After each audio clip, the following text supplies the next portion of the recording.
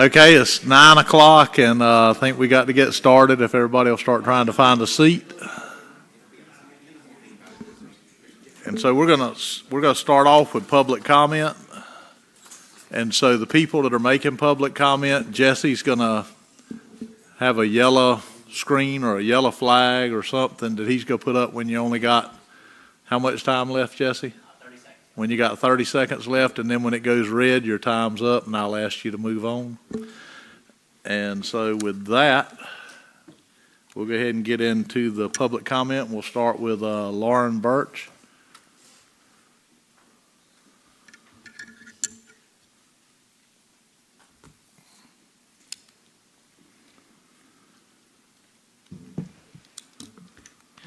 Good morning. My name is Lauren Birch, and I'm going to kind of start this off with a little something fun that I was at the NC Idea Summit in Durham with a lot of the F words that we use in this industry.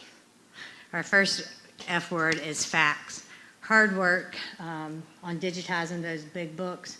Thank you. It really helps with transparency to the public where we can find all this data when we have questions without calling and asking you. I brought the review from Dr. Joel Flounder on the status of the North Carolina fisheries requested by North Carolina State.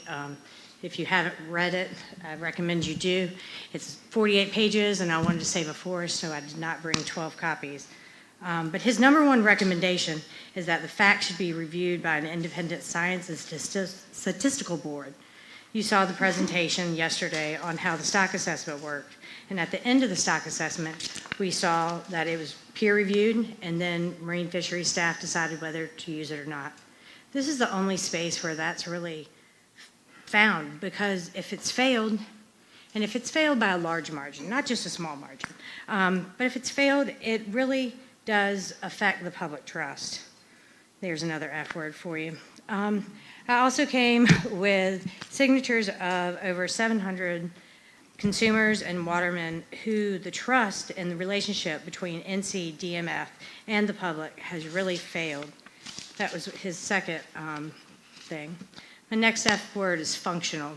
Staff is underpaid and overworked, but just like Ms. Rollins' story about the crabber that nearly drowned, it went right back to work. That boat didn't function without the important piece, and that's the waterman. If we want functional relationships, fisheries, and stocks, you have to bring the watermen in.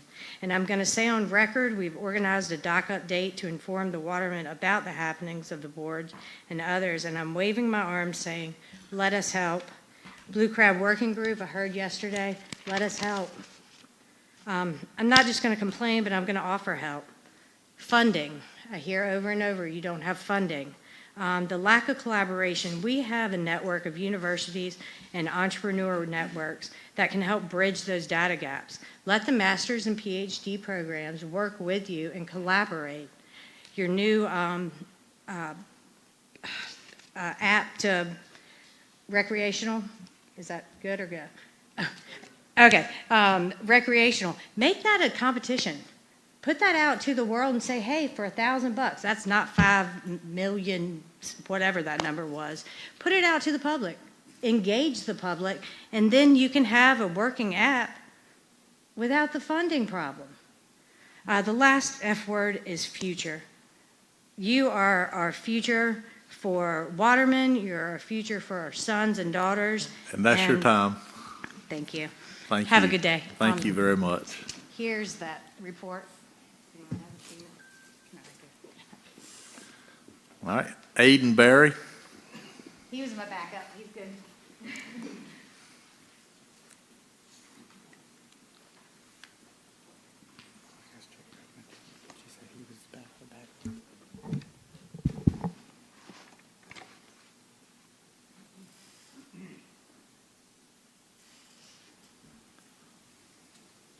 Aiden Berry. Oh, I was her backup. I was going to let her. Oh, okay, all right. I heard what she said. So. Jake Griffin. He needs backup too, by the way.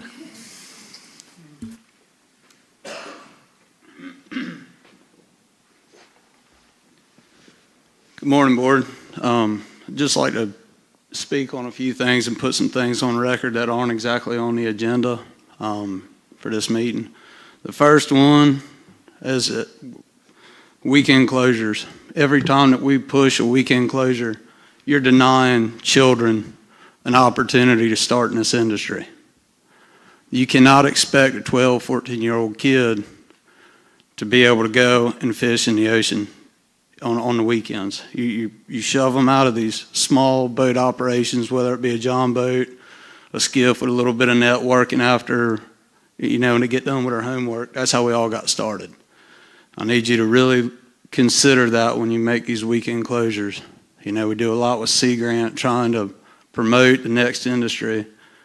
And every time these weekend closures come about, you're denying youth an opportunity.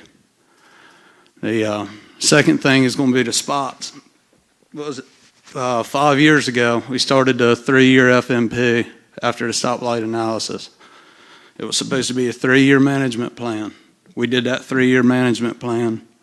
I guess the data, they didn't have time to get the data up to mark or wherever it was. So now we're 5 years going under the same reduction and restrictions, I should say. So now we're going into the 5th year of having to discard spots during our sea mullet fishery. I mean, it was supposed to be a 3-year deal, and I believe that was when I was on the Southern Advisory Panel, and I asked that question, is there going to be any follow-up at the end of this 3 years? And they said, we're going to do the plan, and then it will open back up. And here we are, the 5th year of closures, and we're still having to discard fish, waste, and that's a malpractice. The third topic is going to be the Atlantic striped bass, the commercial fishery. Most of the recreational fishermen do not know that they're even allowed to harvest a striped bass out of the ocean, out of that slot limit. They think it's all closed. But however, I've been holding an Atlantic striped bass permit since they've come out, and for the past 9 years, I've not been able to participate. That fishery has not been opened. North Carolina has 295,000 pound of quota on the table that our state has allotted, and for the past 9 years, not a single day has been open to harvest any of it. And that is a malpractice, especially when we have Amendment 4 meeting to do a shift allocation of quota to appease the recreational sector. And we've got quota, commercial quota, that we're not allowed to harvest. It needs to be looked into. Thank you. Thank you, sir. Thank you, sir. Sam Romano.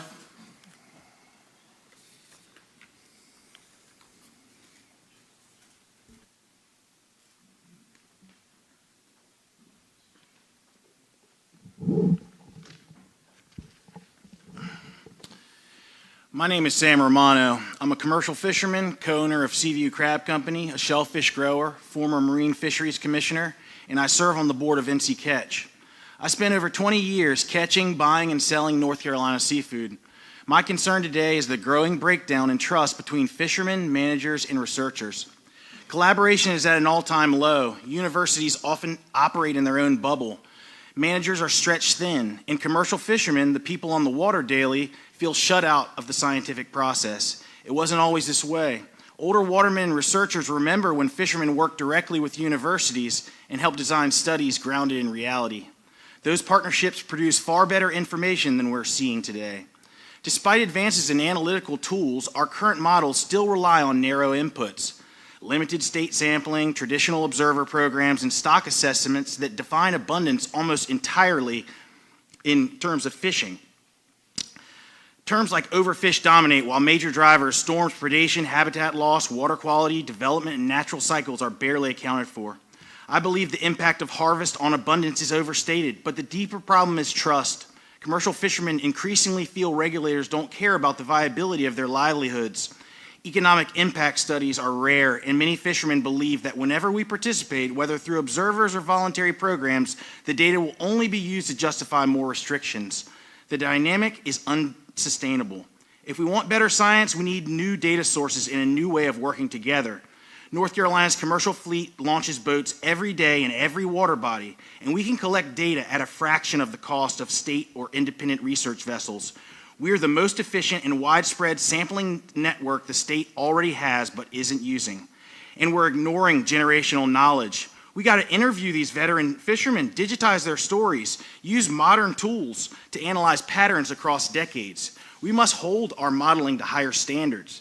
Many models are not back-tested. If they were, we'd have clear answers for situations like southern flounder, where sweeping regulations haven't produced the abundance the models predicted. When reality and prediction don't match, the answer isn't more regulation, it's better understanding. As someone who has watched fish houses close along my coast, my biggest fear is that North Carolinians will lose access to seafood from their own waters, not because it's overfished, but because the economic engine that delivers it becomes unsustainable. When fishermen disappear, public access disappears with them. We need initiatives that preserve our local seafood system and ensure North Carolina's commercial fleet can thrive and bring in the next generation. That's how we protect both the resource and the public's rightful access. Thank you. Thanks, Sam. Joe Romano.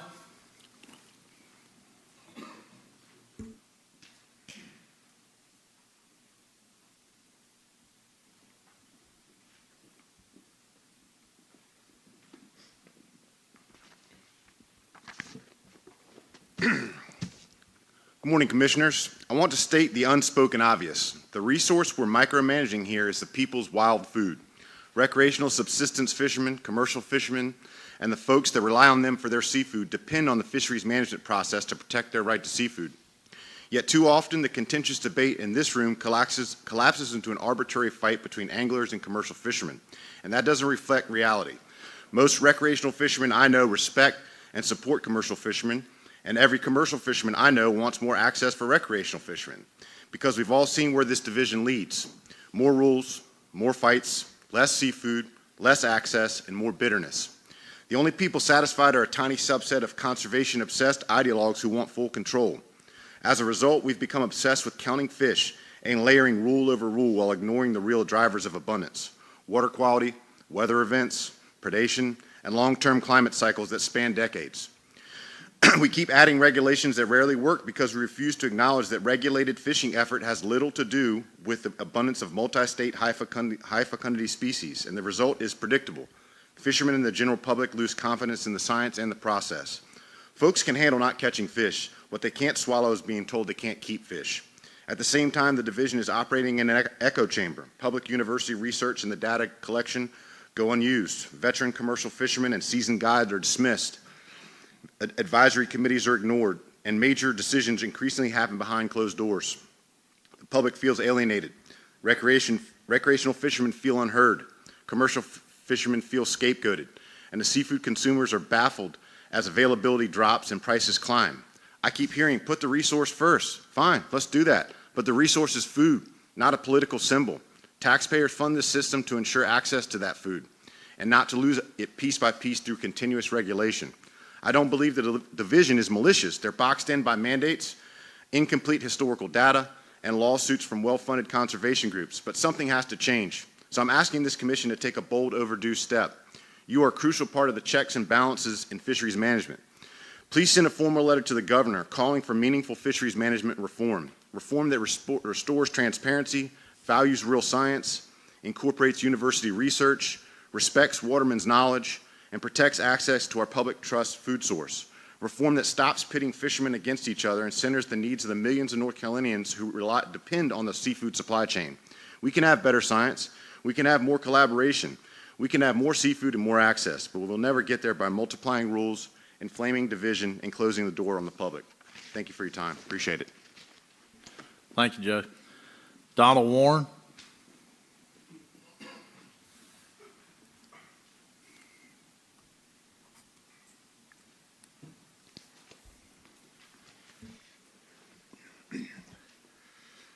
My name is Donald Warren. Thank you, Mr. Corbett, for this time. From Matt Damiano's presentation yesterday and his statistical analysis, we see the complexity of quantifying the stock of fish in North Carolina waters. But as a recreational fisherman, I only see the disparity of harvest limits of the southern states. Flounder, for example, is restricted to 14 days in 2025 in North Carolina, while other states enjoy year-round harvests of more than one per day. Some of them as many as 12. Our neighbor, South Carolina, allows 5 per day all year long. My question is this management or is this control? It is human nature that when regulations become too great, cheating and breaking of the law becomes greater. Fishermen and women are no longer sitting around the campfire talking about the one that got away. They're talking about the one that the regulators would not let them keep. Reporting harvest of 4 species is now law. If recreational fishermen are incentivized to report, they will more than willingly comply. Right now, we see it as only more regulation with no positive outcome and only another set of data points to analyze. Right now, there's roughly 486,000 coastal fishing permits issued in the year.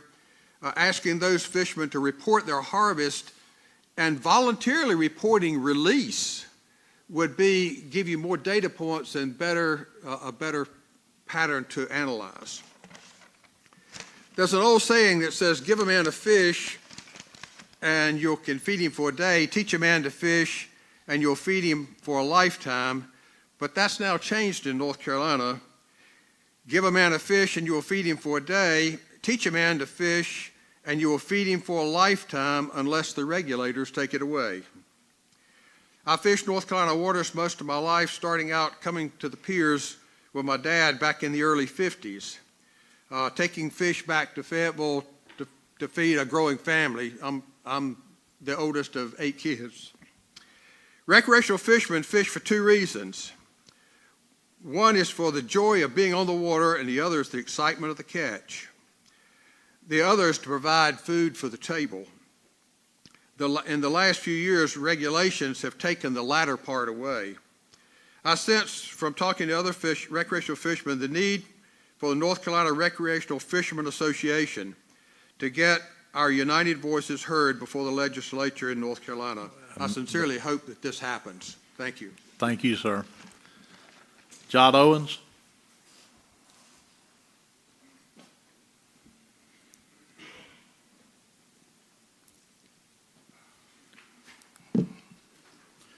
Good morning, staff and commission members.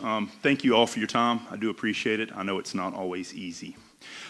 Just a couple quick points this morning. Number one, I really do feel, in my opinion, that we do need to look at an oscillated ocean flounder season for recreational anglers. This is a fishery that is not being tapped enough. There is a lot of Gulf flounder out there and quite a few summer from what I've seen, especially in the southeast North Carolina sector. And this is something that I believe needs to be looked at further into for the Flounder Amendment. Also, in the Department of Sheephead, I do believe that sheephead need to be looked at closer on the recreational sector. In my opinion, we do need a little bit higher size limit. I'm seeing a lot of people on the water keep a very small sheephead, legal at this time, but still very small. So I believe the sheephead do need to be looked into a little bit more. And last but not least, Atlantic bonito for recreational sector.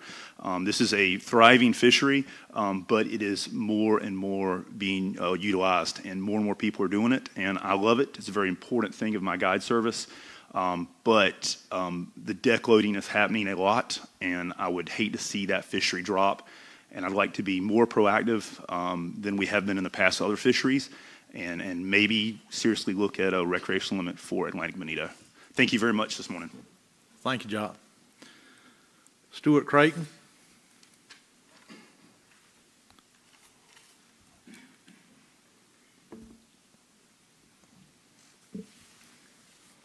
Good morning, everyone. That apparent doctoral thesis that was on your table this morning came from me. I've got a lot I felt like I needed to talk about and very little time, so I put it down for all of you to have a copy. I had several issues that I was concerned about. I'm going to start with striped bass and the CSMA, and the first pages of the comment I have, as well as the map that you have, came from division staff, and I want to be sure before I do anything else that I take a moment to sincerely thank Mr. Todd Mathis and Mr. Charlton Godwin for indulging me on that data request and they've been tremendously helpful in trying to help me understand the recent 5-year summary study that's been complete. Our discussions are ongoing, and I certainly hope they will continue and that they will be fruitful. However, I do have concerns about that study, and I do have concerns about the fact that we're now allowing gill nets back in those areas. I also want to make clear that I have no problem with managing striped bass as a put, grow, take fishery, as long as it's properly managed.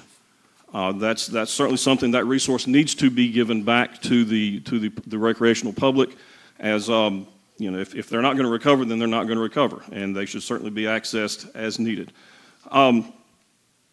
I do believe, however, that the gill net restrictions were allowed to sunset erroneously, and the attached map is why. You've got data there across the Neuse and Pungo rivers from the 915 study over 20 years, 2003 to 2024.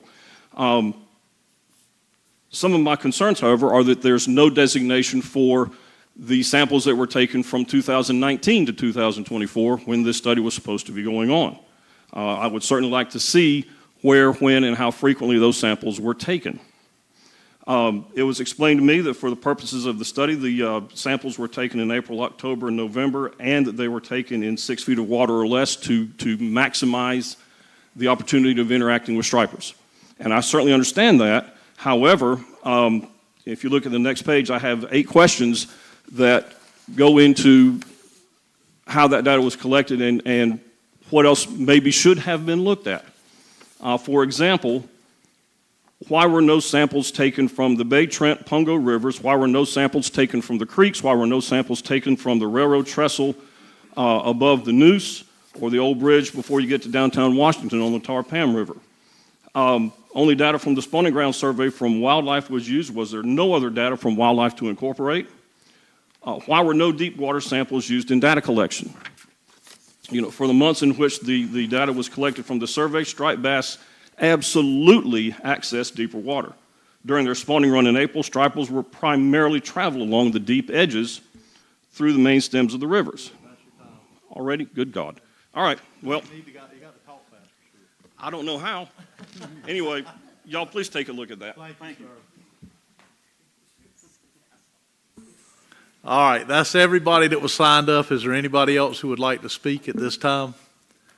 If not, we will move on. Thank you for your comments. And we are lucky enough to have Secretary Reed Wilson here this morning, and he would like to say a few things to everybody. And we feel privileged to have him here at Wrightsville Beach with us today. Thank you, Mr. Chairman. Good morning, everybody. I am more happy to be here than you are that I am here, because it means I'm not in Raleigh. I get to see the ocean and the beach. I was in Beaufort yesterday, got to go back there again this afternoon. It's all good. So thanks for the invitation to speak to you all. Bring you warm greetings from Governor Josh Stein. I was supposed to come to your meeting in August, but I was sick, so I decided not to come and infect all of you, but I'm glad to be here today with you. I want to thank all of you on the commission for the work you do. I know you have a lot of important issues that you deal with.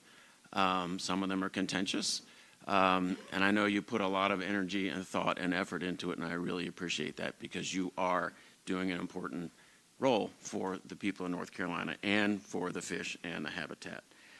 So I really appreciate everything you do. So yesterday I spoke to Coastal Resources Commission. Last week I spoke to Environmental Management Commission. So I'm trying to touch base with folks. And what I want to do now actually is move beyond this particular commission and just sort of give an update about what's going on in our department so that you have a deeper sense of all the things that we're up to.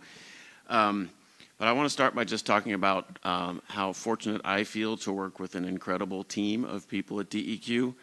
We have 1,700 employees, roughly, and they really care about what they do. They know what they're doing. They're professionals. They're committed. They're hardworking.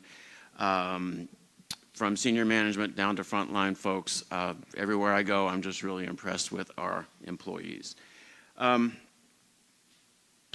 their job's incredibly important to safeguard our air, our water, our land, our natural resources, including fish and shellfish, and the habitat upon which they depend.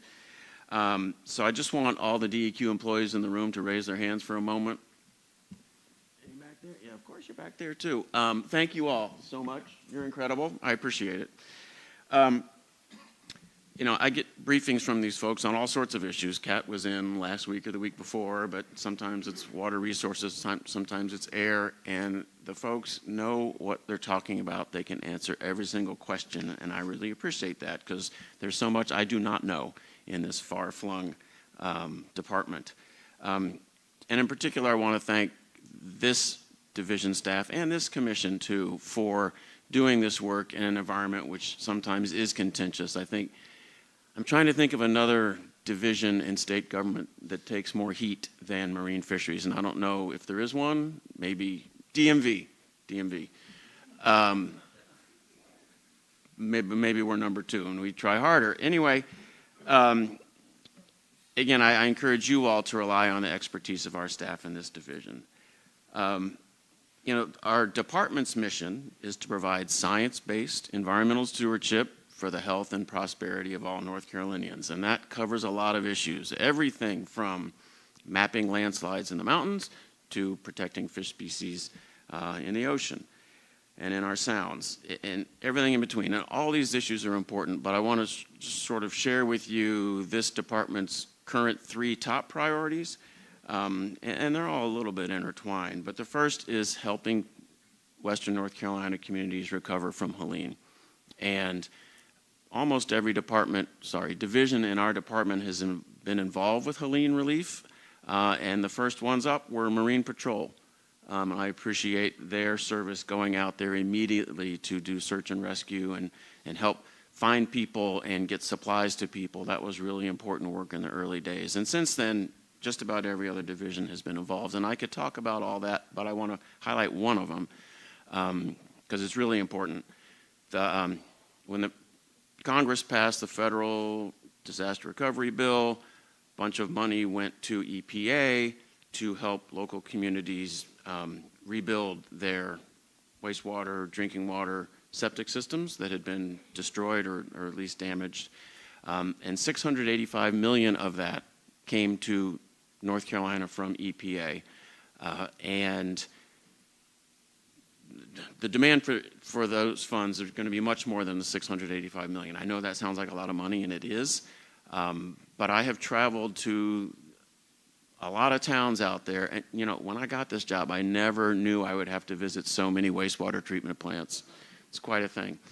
And all of the ones I've been visiting have been damaged. But anyway, these funds will go to repair, upgrade, expand, move the existing facilities so that they are more resilient to future flooding. This is not just about building them back the way they were, where they were. It's about making them less vulnerable to future floods, which we know will come. We hope not like Helene, but we know more flooding is going to come. And we have approved $86 million of that $685 million. And in about 3 weeks, our State Water Infrastructure Authority will approve a bunch more, I would say hundreds of millions. And that's going to mean a lot to those communities so they can actually have resilient, repaired water systems. So Helene is a huge priority for us and for the governor. The second one I would mention is water quality. I know you all care about that. In particular, we are focused on forever chemicals like PFAS, 1,4-dioxane. A sobering statistic is that the estimate is that 3.5 million North Carolinians, which is about 1/3 of us, are drinking tap water that has PFAS levels above what EPA's health-based standard will be when it goes into effect in 2031. And PFAS chemicals, they don't go away, and they have been linked to cancer and other health problems. So our view at the department is the best way to protect people's health is to reduce the discharges of these chemicals at the source. We don't have entire control of that. The Environmental Management Commission is the one who sets those rules, but we are working with them to try and get there. And there are downstream effects. I mean, I think you all know that PFAS have been found in fish, they've been found in sea foam, so this is a pollution issue that starts upstream, but like everything else, flows downstream. So it's a big concern for us. Third big priority is resilience, and I know I just mentioned that with Helene, and again, all these things are intertwined. But Governor Stein designated DEQ as his administration's lead department on resilience activities. We can't, I mean, when you see the damage and loss of life, loss of property, loss of community from Helene and from other storms, you know, obviously the coast has been devastated time and again from hurricanes. We've got to figure out a way to make communities more resilient in a way that's cost effective and works for those communities. So we hired an assistant secretary for resilience. Her name is Dr. Kathy Dello. She had been the state climatologist at NC State for the last 6 years. She's great, and so her job is to coordinate the different parts of our department that are doing resilience, and there's a lot of them, but also to make sure that all the departments and the governor's administration are working in the same direction as well. An example of that is the legislature created in our department the Flood Resiliency Blueprint, $20 million to create this interactive tool that helps local governments identify potential steps they can take to make their communities more resilient. That could be restoring a stream bank, or it could be enlarging culverts and everything in between. Anyway, also got $96 million to fund specific projects based on the plan. And thus far we have, what are the numbers? Funded 72 projects, $35 million, and we have a lot more projects in the pipeline. And I would point out that another key element in our resiliency work at the department resides in your Morehead City neighbor, Division of Coastal Management, and that is the Resilient Coastal Communities Program, which helps local governments figure out ways to make themselves more resilient, which is more and more important at the coast, as we have seen in recent videos on the news. So all this work we do is sort of under a big cloud of uncertainty, maybe two clouds of uncertainty. One is the federal budget. They're not shut down anymore, but that changed the way we had to manage for these last however many months that was, 43 days. We did not have to furlough anyone, so we're happy about that. But they may go through this all again in January when this continuing resolution expires, so we're trying to figure out how to manage through that. We also are seeing a lot of changed rules coming from EPA. Just on Monday, EPA announced a new proposed rule for waters of the United States. If that becomes final, or something like it becomes final, that will narrow protections for wetlands in this state and for streams. And so that will have downstream effects for the fisheries as well. I don't know exactly what, but probably negative. And millions of acres around the country could be affected by this change in the waters of the United States rule. So there's federal uncertainty, now there's state uncertainty. You all know we don't have a new budget, but in one of the mini budgets that they approved, they cut $2.2 million from our department from vacant positions. And it's not like we have a lot of vacant positions. In fact, we're down to 8% vacant. But it's a real challenge. We have increasing demand for the things we do, like permitting. We do 40,000 permits a year across the department. So more of those than ever. And the job classifications that review those, like engineers, they have a higher vacancy rate than the average for the department. I think it's like 13%. So when you cut those vacant positions, that means we're being asked to do more and more with fewer people and fewer resources. And that math just doesn't add up. So we'll continue to talk to our friends in the legislature to try and fix that in some other way. But in particular for this division of marine fisheries, over the past 15 years, this division has lost 42.5 appropriated positions and close to $8 million appropriated dollars from the state. Now, been fortunate and creative and innovative to shift funds from federal grants and receipts to help counterbalance some of that.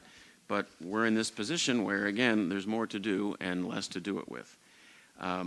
So when we shifted funds to cover employees, that means that operational dollars were reduced. So that's a problem in terms of, even things as basic as maintenance schedules for critical equipment. So it's a struggle. And we don't see these budget challenges going away anytime soon. We think they're going to last for years. So both at the federal and state level, we're dealing with budgetary challenges, and it's hard enough to manage divisions without all that. Am I right? Okay, good. But it's that much more difficult when you don't know what your funding base is going to be. In addition, marine fisheries, coastal management, other parts of our department, our field offices at the coast have this other problem, which is these are places that are expensive to live in, and we don't have the highest salaries, and so it's hard to attract good talent when you can't pay enough for people to be able to live in those places. So that's just another challenge we have. What else did I want to mention? Well, I'll just say this. I think you all know that the Collaboratory put out the beginnings of their report, sort of a summary, and we've read through that and think that it has a lot of good points about how we can all collectively manage our fisheries well. A lot of things that you all have been aware of for years are recommended in there. I think the full report with all the data comes out either next month or January probably, so we're going to want to look through that carefully, as I know you will as well, to take the recommendations from that and move forward, and that may influence whether or not there's activity in the legislature based on the Collaboratory report. We don't know. But I have heard from lots of people, hey, we need some legislation to address all these difficult issues, and yet it's hard to identify legislation that everyone would be on board with because these are, in fact, difficult issues. Anyway, we're open to looking at all that and feel like the Collaboratory has done good work so far, and we look forward to seeing all the data that backs it up when they release that. So I guess the last point I'll make is I do understand that issues in this commission and this division can be rather contentious. Flounder, blue crab, there's more. And everybody's perspective is important and deserves respect. And I would ask members of the public, and I'm not referring at all to the people who just spoke, because I thought they made their cases extremely well and respectfully, but we see so much on social media that is just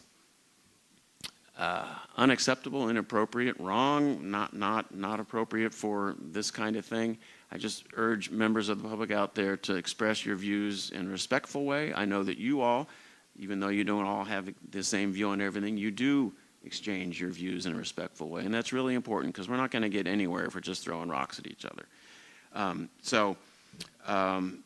And it all goes down to the fundamental, really tough challenge of this commission and this division, which is how do you sustain healthy populations of these fish and shellfish species and balance recreational and commercial at a time when some of those stocks are in fact depleted and there's greater activity fishing. I mean, it's a really tough nut to crack. But that's why I really appreciate you all trying to figure this out and working hand in hand with our staff to come to the best possible decisions. And it's hard with fish because you can't just see them and count them. It's much more difficult, and you all know this way better than I do.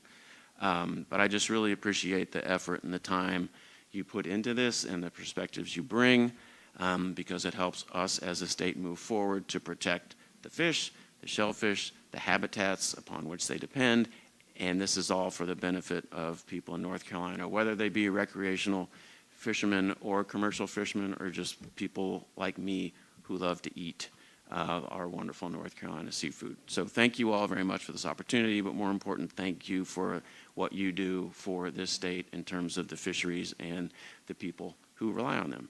Thank you. If you want to ask me questions, I'm happy to try and answer them, but otherwise... Yes, sir, Will. Oh, you got one. Great. Other than Helene in western North Carolina, is there any areas where there's increased funding in anything that you're trying to do? other than that? I hear you talk about the decreases in staff and money. Is there any place other than Helene? In recent years, before I've only been here 10 months, right? 10 and a half. There have been some fee increases for permitting programs, which enabled us to either pay our folks more or expand our staff to do that permitting work. But since I've been here, well, again, we don't have a new budget. And really the only thing we got was a decrease in our vacant positions. So the answer in the last 10 and a half months is no. But we have a number of sort of pending requests for increases, but I don't know when they're going to take those up. You know, they say they're not coming back this calendar year to work on the budget. I don't know if that means they're going to get it done in January or February or March or whatever, but as long as the majority party in both houses aren't agreeing about Medicaid and teacher salaries and taxes, everything else doesn't get attention or doesn't get addressed. Thank you. Yes, sir, Doug. As a citizen, I just wanted to thank you and your staff for the incredible work that you do on all of our behalf. I think it's not always recognized in the way that it should, so please pass that on from us to all of them.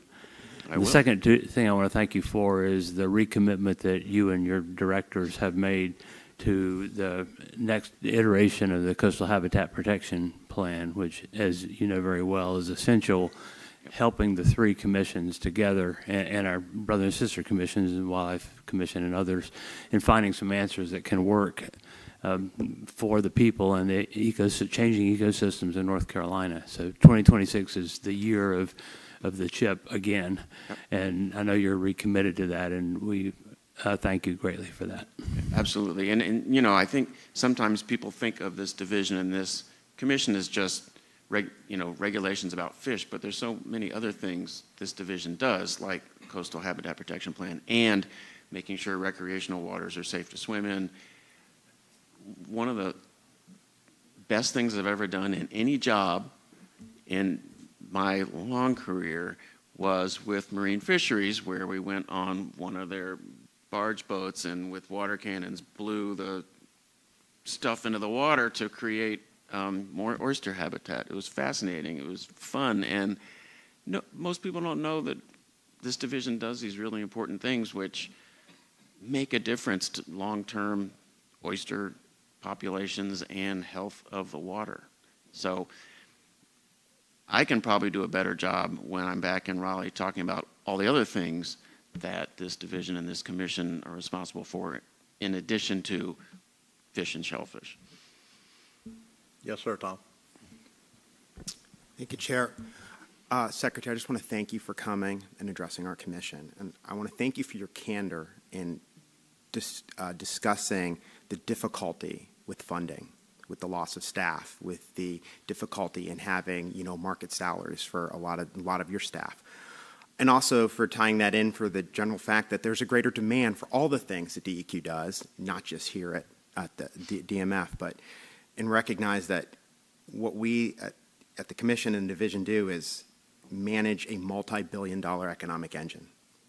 And as our population grows, we need more resources to keep that sustainable with the science and everything. And I know you know that, but I just want to thank you for your comments there. Thank you. Okay. Secretary, thank you very much for coming and talking to us. Look My forward pleasure. to talking to you soon. Go ahead, Jesse. I just want to say one thing. So I was fortunate enough to take photos of Secretary Wilson when he did the barge blowing of the rocks, and he's not lying. He enjoyed the heck out of that. You could tell in the photos. It was awesome. All right. It's a whole lot more interesting than visiting a wastewater treatment plant that's repaired with Band-Aids. Thank you very much, sir. And with that, we'll go to Catherine Bloom.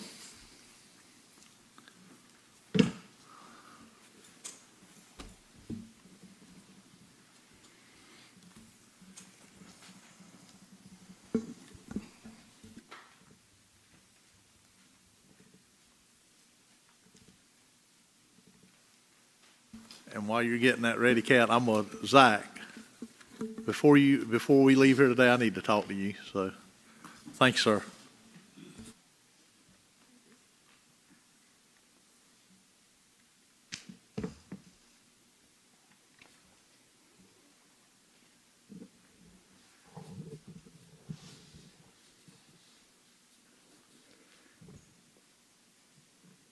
Thank you, Mr. Chairman, and I'll apologize in advance for you all to have to go from Secretary Wilson to rules with me, but I'll try to make this as painless as possible. I think you all know, but for the benefit of those listening online and those in the audience, I'm Catherine Bloom. I'm the Division's Rulemaking Coordinator for your rules, Marine Fishery Commission rules. Today I'm going to provide an update to you on the status of the different ongoing rulemaking cycles. There is an action item for you today to vote on final adoption of the current package, the 2025-2026 package. And a quick overview of the presentation is shown on the screen here. We'll start with the 2024-2025 cycle. This cycle is well underway. Then we'll cover the 25-26 cycle, the current package. And again, that's for the final vote on adoption. The 26-27 cycle is in development, and this will include a preview of proposed rulemaking language for Atlantic Bonito. All right, but first we'll do the 24-25 cycle. As I said, this is well underway at your August meeting last year. So 2024 is when you began the process formally by approving notice of text for rulemaking. This package has 8 rules total in it, and it covers 3 different subjects: the Interstate Wildlife Violator Compact, false albacore management, and pot marking requirements. The Interstate Wildlife Violator Compact rules became effective June 1st of this year, and we issued a news release, and the rules were also published in a June 1st version of your rulebook supplement. Earlier this year, the Rules Review Commission approved the other 2 rules, that was false albacore management and pot marking requirements. The false albacore rule is subject to legislative review pursuant to the Administrative Procedure Act. The POTS rule is automatically subject to legislative review because it sets a criminal penalty in rule. So we are awaiting the legislative review process in the 2026 short session for these 2 rules. And the earliest we could expect these rules to become effective would be somewhere around June 1st of 2026. Okay, we'll start now with the current package, the 2025-2026 cycle. And so this is the package of proposed rule amendments that you're scheduled to vote on final adoption today. These 9 rules cover just 2 subjects: permit rule amendments and conforming rule amendments for franchises and shellfish leases. For a quick reminder, the proposed permit amendments would achieve a host of different actions, including adding requirements to permanent rules that are no longer variable in nature, increasing efficiencies for quota monitoring, improving data collection and public health protection, and further protecting division employees who do that work, reducing the burden on regulated stakeholders, clarifying rules, and removing outdated or unnecessary requirements from rules. We gave you a detailed presentation and an issue paper at your May commission meeting. Those are still available on the division's website. So if anybody's listening and they missed that information, you can find that on the division's website. The other subject in this year's package includes rules that cover perpetual deeded franchises as well as shellfish leases.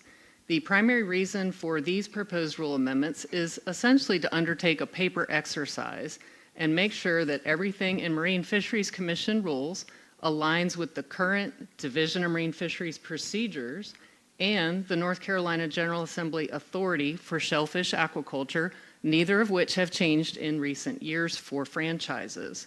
The proposed amendments would remove franchises from all shellfish production requirements because those production requirements are grounds for termination of a shellfish lease only, not a franchise. So consequently, proposed amendments also remove franchises from the rule for termination procedures. Additional proposed amendments clarify production requirements for shellfish leases based on the date a shellfish lease was either granted or last renewed. And again, a detailed presentation was given to you at your May meeting, and those materials are still available on the division's website.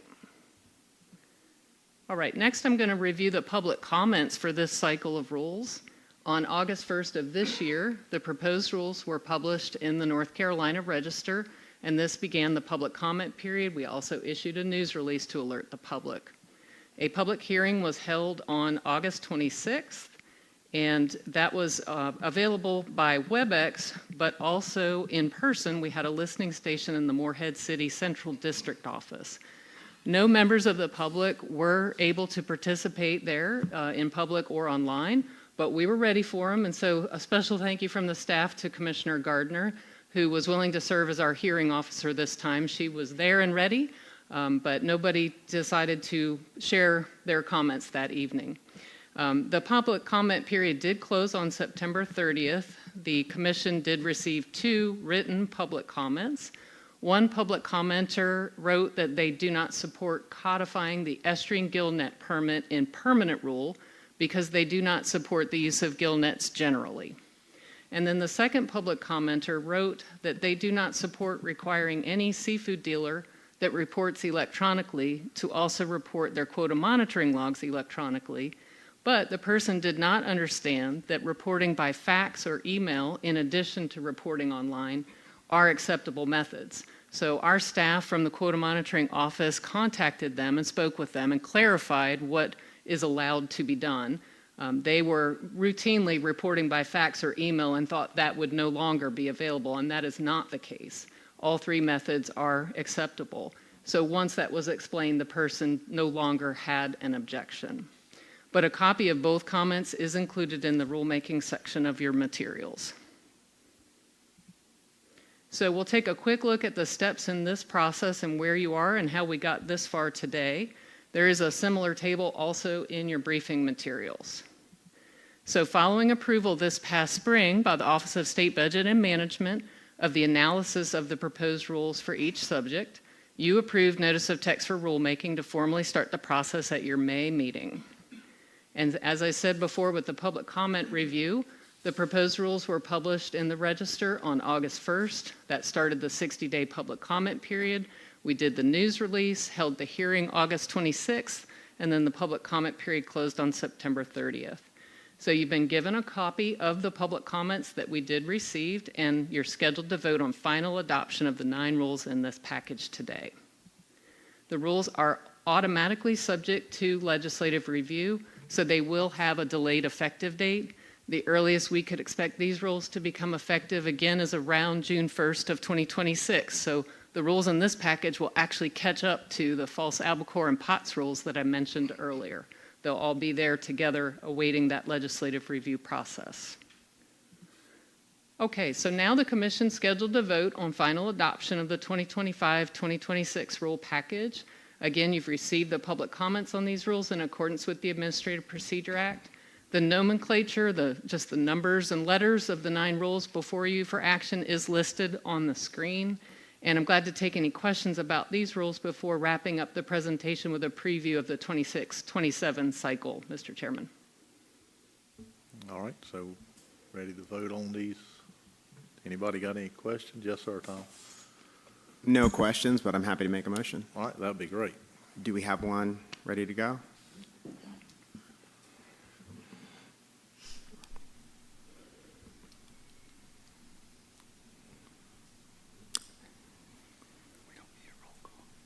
I move to give final approval to amend 15A NCAC 031-0101-0114 and the rest of them for permit requirements, plus the following rules for conforming changes for franchise and selfish lease requirements as put here on the board. And can I get a second? Second. All right. And I don't, Jesse, I don't think we need a roll call. We can just, so, any more conversation? If not, all right, all in favor? Aye. So. Okay, thank you. I'll move on with a preview of the 26-27 cycle. Right now, this cycle is in development, and the only potential subject in the cycle is Atlantic Bonito management. And we'll take a quick look at how we got here. As I'm sure you recall, at your May 2024 business meeting, the Commission passed a motion to request the division staff develop an issue paper for Atlantic Bonito management, including landings information and proposed rule language, using the previous Sheepshead issue paper as a model to follow. After key vacancies were filled, some of which the Secretary touched on, Division staff member Jackie Deegan presented background information about the life history and catch characteristics of Atlantic Bonito at your August meeting, so just your last meeting. At that August meeting, the Commission passed a second motion to ask the division staff to bring proposed rulemaking language for a 5-fish recreational bag limit per person for Atlantic Bonito to this meeting. And so the next slides provide the Commission a preview of the proposed rulemaking language for Atlantic Bonito to satisfy that motion. There are 3 potential proposed rule options being developed in the Atlantic Bonito management issue paper, and each one of these would put a rule in place for implementing management measures if landings substantially increase. They would have the potential to address resource issues that can benefit the population. They offer management measures that can be quickly adapted to changing conditions or recommendations, and they also allow the fisheries director to address conflict or competition issues if issues do develop among fishermen. But each one of these rule options would also be undertaking rule development for a coastwide stock with limited data and an unknown stock status. So on the screen is the first potential option. It's listed here as Proposed Rule Preview A, just for point of reference. This potential option most closely matches the current Sheepshead rule, and it would provide the fisheries director with the greatest scope of management measures to manage the Atlantic Bonito fishery and flexibility to address variable conditions in the fishery. There is a notable difference between this rule and the construction of the Sheepshead rule. The proposed rule text for this option, as well as the other 2 that we'll take a look at, includes the additional constraint of Commission consent prior to issuance of a proclamation. And so the text that I'm describing is circled in red on the screen. There are several ways that, in general, that the Commission can constrain its delegation of authority to the fisheries director, and doing this is one of those ways. Including Commission consent in the rule provides the opportunity during a public meeting for the Commission to review and discuss the proposed issuance of a proclamation, since there is no baseline stock assessment of Atlantic Bonito and no fishery management plan that would address adaptive management when landings are variable year to year. So in addition to the characteristics I just reviewed that apply to all 3 options, Option A does not explicitly address the request from the Commission for a 5-fish recreational bag limit, but it would provide a mechanism to implement a 5-fish bag limit. But it's also possible that no management measures would be implemented. The rule would be there and be available, but it may not ever be employed. Okay, we'll move on to Proposed Rule Preview B. So this option is very similar to what we just looked at. I know we're down in the weeds with the nuances, but I wanted to give you a flavor of what we're developing. This one includes the requirement not to exceed 5 fish per person per day for recreational purposes, and that's circled in red, shown there in subparagraph 6. What this does is provide a mechanism to implement a 5-fish recreational bag limit that was requested in August. A maximum 5-fish bag limit would cap recreational harvest, but it would also limit access based on limited data. Setting a maximum ceiling on the recreational bag limit of 5 fish is consistent with your motion in August, and it serves also to preserve the Commission's stated intent in August over time and through changes of both directors and commissioners by setting that 5 fish in the text. The flexibility to set a lower bag limit is preserved to address variable conditions in the fishery and consider the uncertainties in Atlantic Bonito life history and stock status. All right, the third and final proposed option listed here is Proposed Rule Preview C. This one is identical to the last one, except The 5-fish bag limit is proposed in the permanent rule itself for the recreational fishery, and this is in paragraph A, circled in red on the screen. So upon this version becoming effective, a 5-fish bag limit would be in place, not just the potential of a 5-fish bag limit. And then as shown circled in red near the bottom, which is subparagraph B6, delegation by the Commission to the Fisheries Director to issue a proclamation to manage quantity would be limited to the commercial fishery because the recreational fishery would be set in paragraph A. That part would be fixed in permanent rule. So if the Commission intends for the recreational bag limit to be set at exactly 5 fish, then the recreational bag limit is not considered variable and that requirement should be placed in permanent rule. So the option on the screen addresses the request directly from the Commission for a 5-fish recreational bag limit, but inclusion of unlawful language in paragraph A, which is what makes that possible, automatically subjects this rule to the legislative review process, and so it will take longer for the rule to become effective. So I just threw a lot of details out in the setting of 3 different potential rule options. There's a lot to consider, and that can be best done in the context of the completed issue paper, which we are diligently working on. So the next steps in the process include us finishing that paper, and that will include background information, authority for management, discussion of the potential management options in full that I just gave you a preview of, including those proposed rule options, and we will complete that this winter. And so in your February meeting, your next business meeting, this is when you're scheduled to vote on your preferred management option for Atlantic Bonito management, and that action is what enables the division staff to be able to complete the required economic analysis of the proposed rules, which we would do in the spring if rulemaking is selected in February. And then you would be able to begin the formal process at your May meeting with a vote on approval of notice of text for rulemaking. And so, Mr. Chairman, that's everything I have for today. I'll be back before you in February, but before I go, I'm glad to address any questions you all may have. Thank you. Yes, sir, Tom. Thank you so much, Catherine, as always, for your hard work and the staff. I'm really impressed with the rule language you put forward. I also really appreciate the inclusion of the consent of addressing this rule with the Commission, and as well as the range of options that you put in front of us. I know we'll be looking at this in February, but I will state, I think per our prior discussions on Atlantic Bonito, our intention is to have a 5-fish bag limit to start. And I look at all 3 of the proposed rule language, and I don't like the idea of being constrained to that number, right? I think our intention is to just start there. So I'll speak for myself, and I'll think the A is an adequate use of the language because that does provide good flexibility there. Because, we may have good science for this fishery 20 years from now. Who knows? But this is a good start to address an important fishery that is seeing a lot of effort creep, to use our knowledge from yesterday. So, but thank you very much again, and I'm looking forward to talking about this at the next meeting. Thank you for the input, Commissioner Roller. And, sometimes the contrast of the options is what crystallizes the one that might be what the body wants to go with in February. So appreciate the feedback and glad that what we have represents what you're seeking.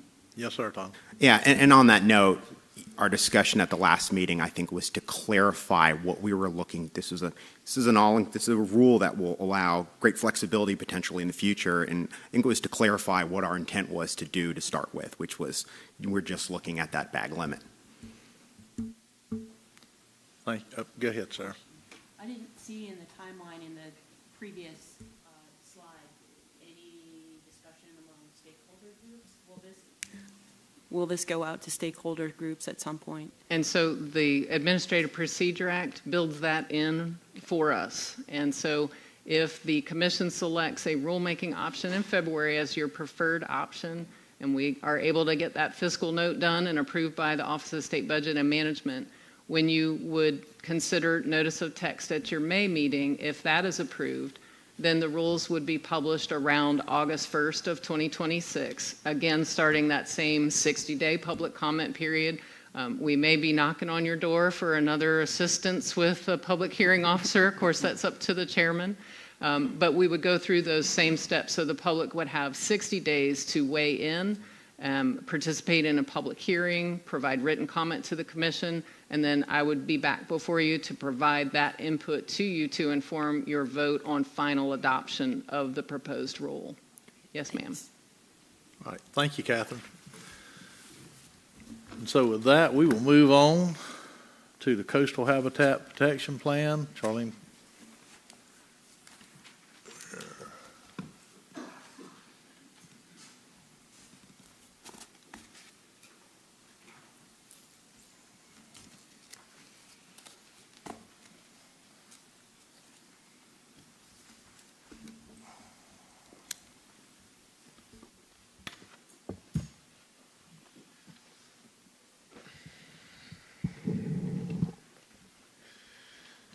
All right, good morning, Commission. I'm Charlie Deaton. I'm the Habitat Protection Supervisor at DMF's Habitat Enhancement Section. Good morning, Commissioners. My name's Derek Detweiler. I am a Fisheries Resource Specialist with the Habitat Protection Programs section. I'm based locally out of the Wilmington Regional DEQ office. I've been serving in this role for about 8 months now. This is my first time in front of you today. It's great to meet you all. I'm looking for additional opportunities to speak to you. And I know I've met most of y'all. Derek is one of 3 new biologists we have on our habitat protection team, and I'm hoping in future meetings you'll get to meet the rest of the team. So we're really excited to have Derek and the others on board. So today we're here to talk to you guys about the 2026 edition of the Coastal Habitat Protection Plan. As Commissioner Rader put it earlier, 2026 will be the year of the chip. So we're pretty excited. So the Coastal Habitat Protection Plan, or the CHIP as we abbreviate it to, is a DEQ-wide plan that's based here with DMF staff. And its purpose is the long-term enhancement of coastal fisheries through addressing habitat and water quality needs for our fishery species. The CHIP is a creation of the 1997 Fisheries Reform Act, which requires 5-year updates to the plan and tasks DEQ staff from DMF, Division of Coastal Management, and the Division of Water Resources to participate in the plan, though we typically include the rest of the DEQ divisions and external partners. So the CHIP requires approval not just by this commission, but also the Marine Fisheries, Coastal Resources Commission and Environmental Management Commission. And like in 2021, the 2026 is going to serve as an amendment, making this the second amendment to the 2016 base plan for the CHIP. So priorities and actions from the 2016 and 2021 CHIPs will still be active. We're currently in the early part of drafting the 2026 CHIP. The framework we're presenting today was developed through internal division scoping meetings, refined with input from the CHIP team and from the CHIP steering committee, which Commissioners Rader and Kloss serve on. So as we go through the presentation today, we're looking for your feedback on any parts of this that you think are especially important and that we should emphasize, or issues that we shouldn't forget to include in this framework. So just to briefly hit on a couple past CHIP accomplishments, the CHIP was instrumental in getting living shorelines to the general permit stage, making them easier to put in on par permitting-wise with a bulkhead, so making shoreline protection a lot more environmentally friendly. The CHIP had a role in the development of the coastal stormwater rules and changing the way we do oyster restoration and developing strategic habitat areas, which you're going to hear more about a little bit later on. In 2021, the priority habitat issues from that edition of the CHIP were SAV protection with a focus on water quality and improving water clarity to allow the grass to continue to grow, wetland protection and enhancement, habitat monitoring and mapping, and improving rule compliance and reducing wastewater impacts on our habitats. And it also included a cross-cutting chapter on the science and impacts of climate change for the first time.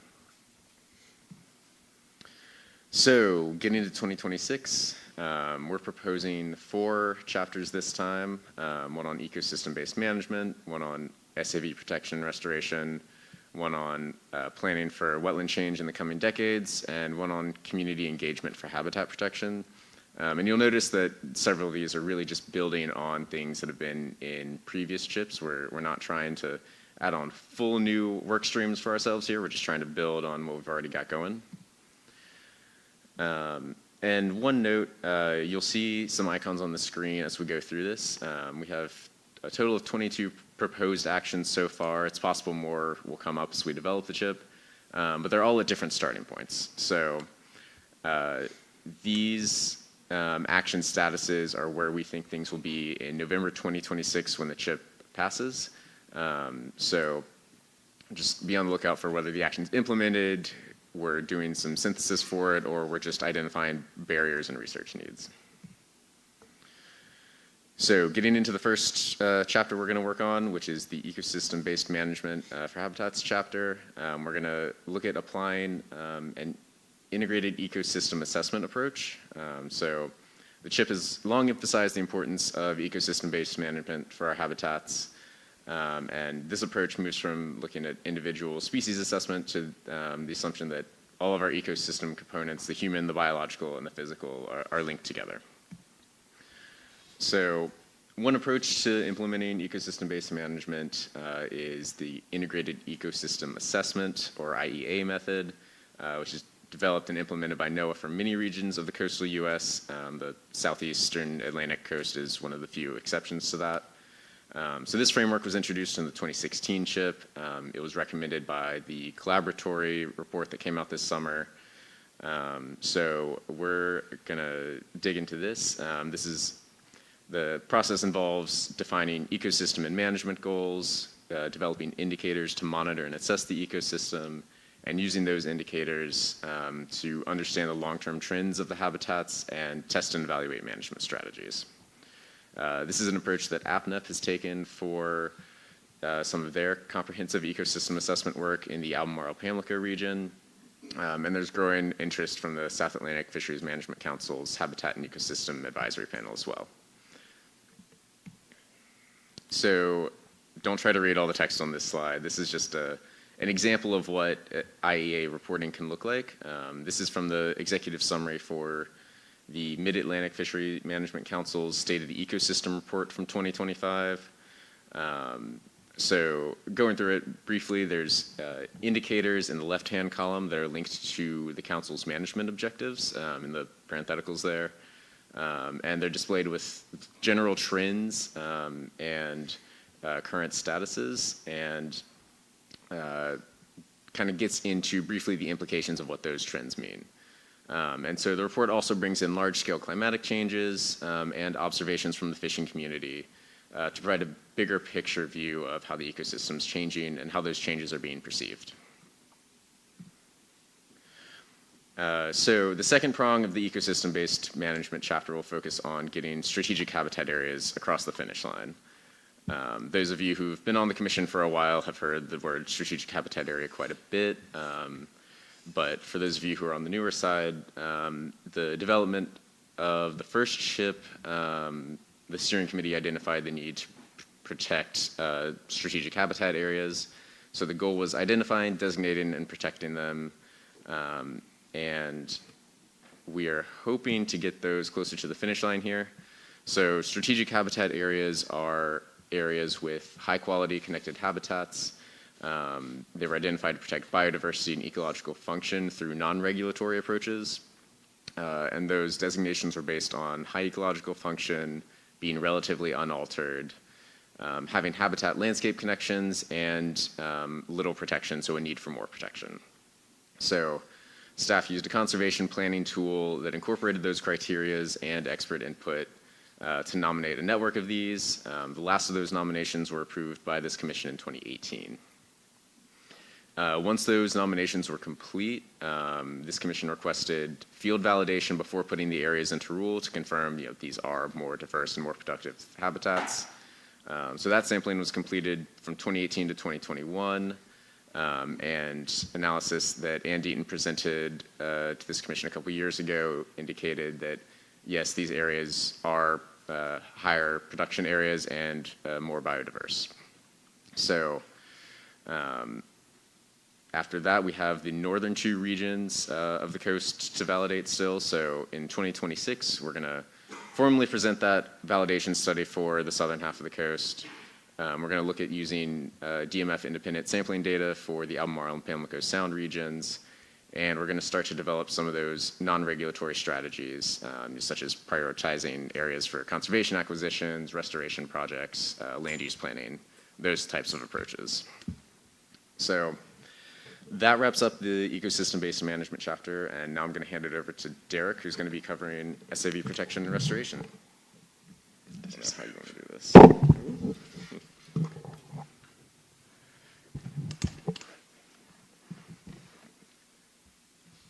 Alrighty, so moving into the second proposed CHIP theme for the 2026 amendment. This one is in regards to submerged aquatic vegetation, or SAV protection and restoration. So as we all know, SAV is critical for healthy fisheries and provides valuable ecosystem functions. And while North Carolina has one of the largest SAV habitats on the East Coast, water quality impairment coupled with other stressors can limit its growth, reproduction, and distribution. Perhaps one of the biggest drivers of SAV loss has been due to water quality degradation, primarily due to nutrients and sediment resuspension that reduces light penetration to the bottom substrate. Looking back, the 2021 CHIP amendment included a 5-element strategy to improve water quality and restore and protect SAV. That strategy included supporting water quality improvements, the direct protection and restoration of SAV, enhancing research and monitoring, improving collaboration through citizen involvement and education, and addressing other factors such as physical disturbance and climate change. So in response to this, and at the DEQ level, the Nutrient Criteria Development Plan team prepared guidance on statewide water clarity standards for both high and low salinity systems through its Scientific Advisory Council, which leads into how the 2026 CHIP amendment will build on this guidance. It's expected that the Environmental Management Commission will vote on these new water clarity standards around mid-2026. So we plan to provide an update on this implementation and the 2026 CHIP amendment as we work towards identifying where to focus water quality improvements. The other part of this process will be to summarize existing water clarity data and to identify further barriers to implementation. Specifically, one research need that has emerged is to better understand the sources of water clarity degradation, whether it's chlorophyll concentration due to algal growth, turbidity and suspended sediments, or as a result of chromophoric dissolved organic matter, which is briefly defined as a fraction of organic matter that absorbs light and decreases penetration through the water column. And overall, these actions will help us pinpoint where and how to focus water clarity improvements. The second focus area is to explore SAV protections through powers of the Marine Fisheries Commission. After the MFC considered shrimp trawl restrictions to protect SAV in 2023, the MFC in 2024 asked us to evaluate what additional SAV protections might be possible under your authority. We have since worked with DEQ and MFC legal staff to examine the statutes and administrative code to determine both the reach and limits of the powers of the MFC.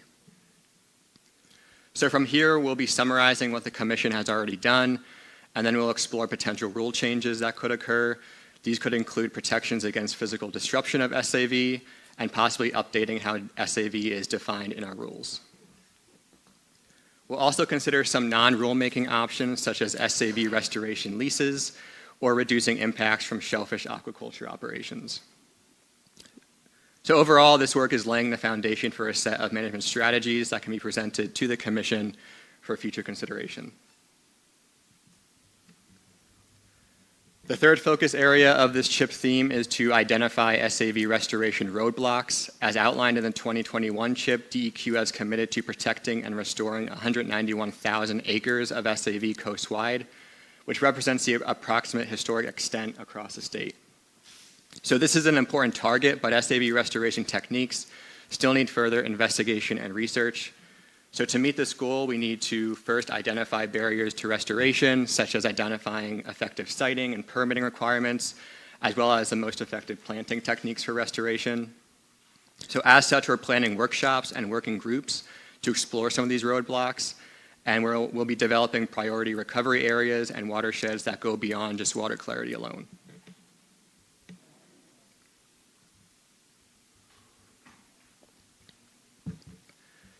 So the third proposed CHIP theme for this upcoming amendment is to plan for a multi-decadal wetland or marsh change across the North Carolina coast.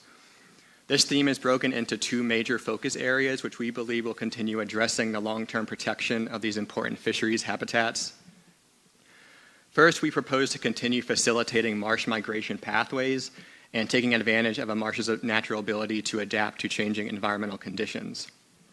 So for example, and to summarize this figure to your right, under a scenario where average sea levels rise and marshes are inundated by seawater for longer periods of time, the landward edge of these marshes can move up to higher elevations, while the waterward edge of those same marshes begin to retreat, leading to both horizontal and vertical accretion of coastal sediments.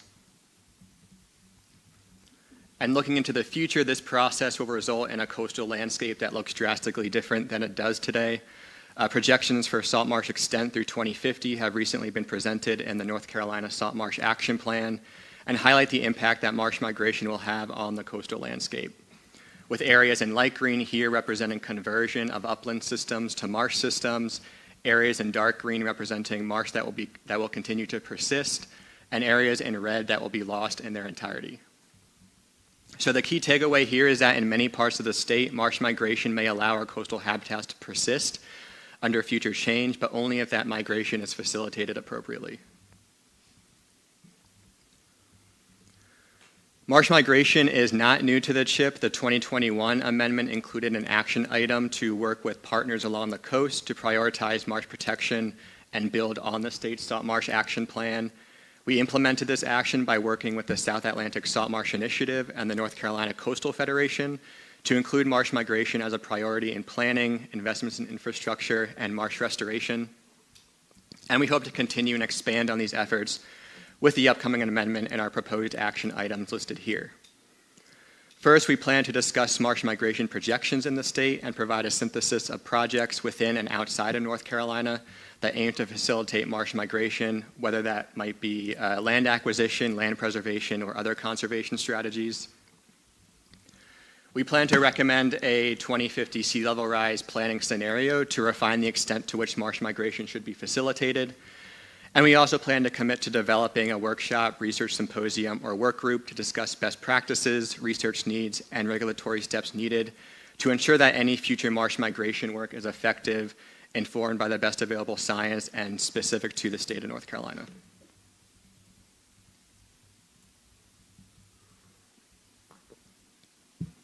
The second focus area of this CHIP theme is the consideration of an increasingly popular tool for enhancing marsh resilience, known as thin layer placement. Thin layer placement is a restoration, enhancement, and resilience strategy broadly defined as the application of sediment, primarily through the use of dredged material, to coastal wetlands in order to increase wetland elevation and surface area, promote sediment accretion, and restore impaired habitats that are threatened by changing water levels. For those that might be unfamiliar with this process, the most common method of thin layer placement is depicted here, and it's essentially spraying a sediment slurry under high pressure with a rain-like consistency over a marsh surface. And this technique is essentially a modification of existing hydraulic dredging methods in which sediments are dredged, liquefied, and then pumped through a high-pressure spray nozzle. However, sediment can also be applied through other methods such as discharge pipelines and material reworking, which is a bit more rudimentary. And so to further illustrate how this works and to summarize this figure on your right, if a healthy marsh is susceptible to drowning and there exists some type of barrier to migration, a thin layer of sediment can be applied to the marsh surface so that it can retain its elevation and habitat characteristics. So in summary, this tool can help facilitate marsh migration or combat other threats to habitat loss, such as erosion, land subsidence, shoreline armoring, or a reduced sediment supply. And if anyone has any specific questions about this process and what all is typically involved, I'm happy to expand on that after this presentation. So while other coastal states are at various points along their thin layer journey, the science and application of this tool is still very much emerging. So as a result, the regulatory community in particular requires information that might ultimately help inform the permitting and implementation of these projects, as well as helping many stakeholders and resource agencies such as marine fisheries assess their feasibility or effectiveness. This is a similar process that Living Shorelines went through, which Charlie mentioned was a past CHIP accomplishment. And we anticipate that this process will follow a similar trajectory, especially because thin layer placement could be used in conjunction with other habitat enhancement measures, such as living shorelines or the incorporation of rock and oyster sills, additional wetland plantings, among others. So for the upcoming CHIP amendment, we plan to first synthesize the state of thin layer science and review how it's currently regulated in both North Carolina and other states. We plan to hold a workshop to discuss best practices and potential next steps toward implementing these types of projects in North Carolina. And this workshop is actually slated for this coming January, so we have a bit of a head start on that action item. And lastly, we plan to prioritize areas that could benefit the most from thin layer placement, taking into account results from the proposed synthesis and work group. And ultimately, our goal here is to assess how these types of projects could impact fish habitats and to ensure that any future implementation of these types of projects benefits habitats to the maximum extent.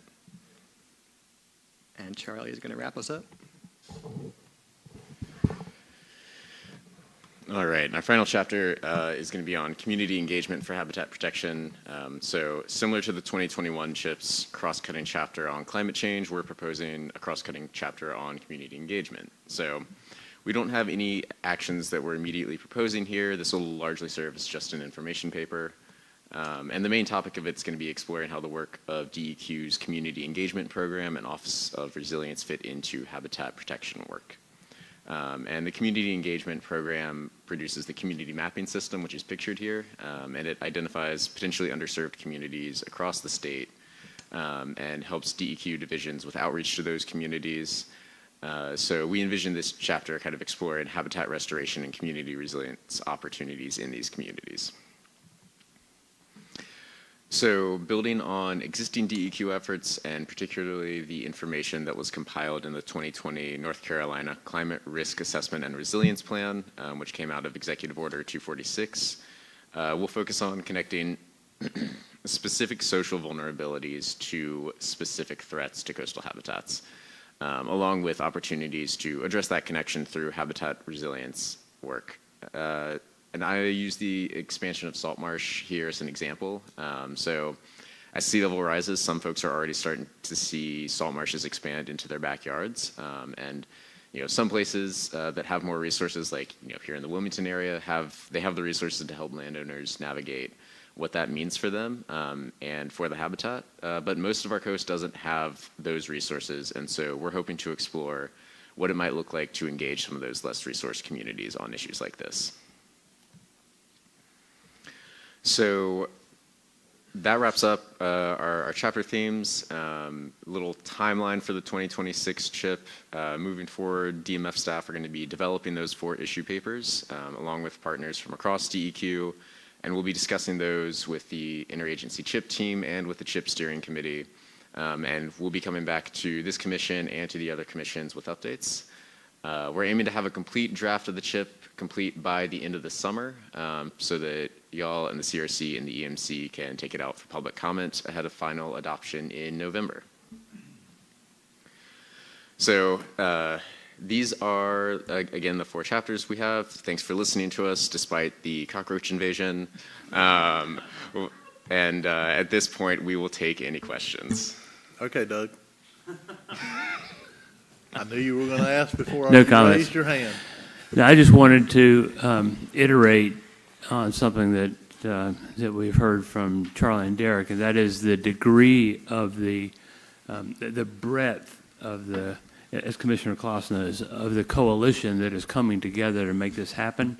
In addition to all the state agencies you've heard about, federal agencies, other private sector players, and really just about all the main players in coastal change are involved with the process.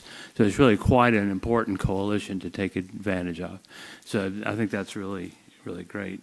And the material that you've heard today has been blessed by the steering committee, and it really is high quality staff work, just to be really clear about that. A couple of comments. One is that in addition to the spread of salt marsh maps that you've seen, if you think about it as water moving, salt moving, change occurring onto large landscapes in the coast, that implies not just those outcomes, but big changes to people's personal assets in those landscapes. A lot of that is private land, both personally owned and corporate private land. And so I just want to call out the possibility, in my view, the necessity of high-level public policy engagement with assisting that transition. You know, that implies a very large-scale transition of private assets to public ownership. Remember, everything below the mean high tide level, more or less, becomes public under North Carolina policy. So I just want to call that out as a high-level political need that goes beyond the scope of the CHIP as it is right now, but it's implicit in the kinds of material that will be being handled. So that's really important. And the second thing the Secretary mentioned, which has to do with wetlands and the dependency of the stocks that we manage and the habitats and ecosystems that they inhabit on wetlands nearby, but also wetlands up gradient, up basin within the watersheds that drain down to the coast. And you heard from the Secretary about EPA's proposed changes to the waters of the United States.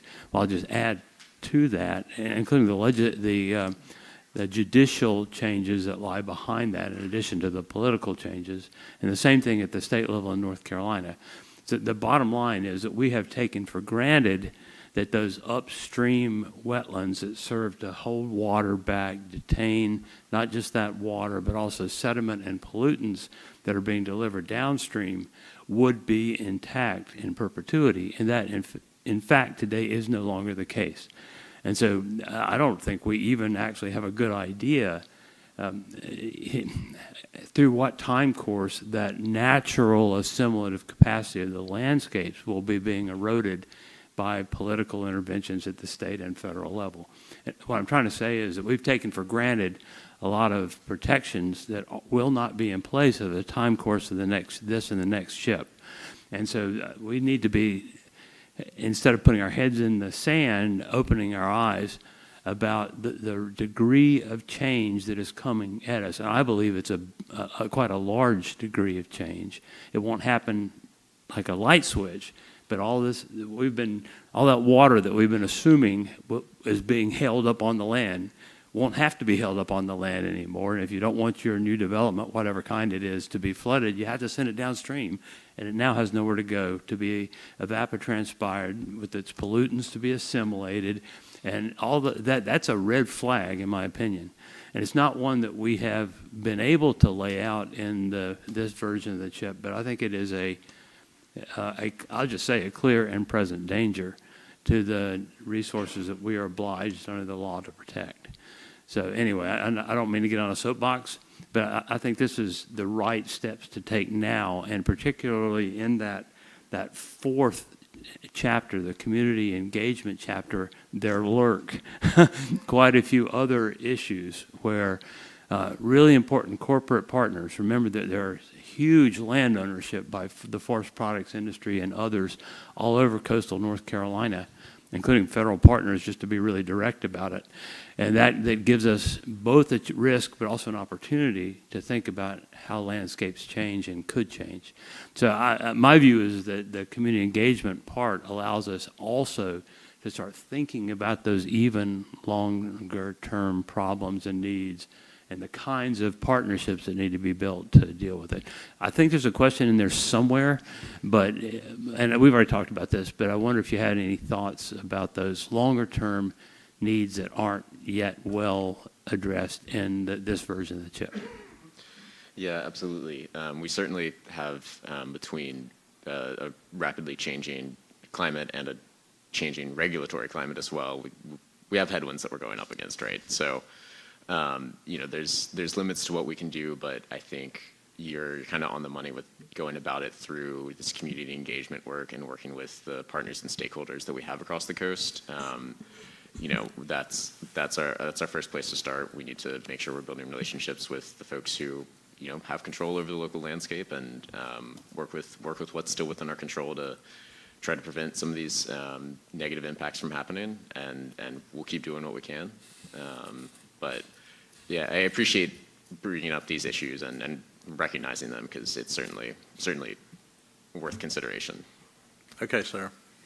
Thank you so much. It's just, to me, this sounds almost like potentially good news, because we've been waiting for other commissions for help for our water quality.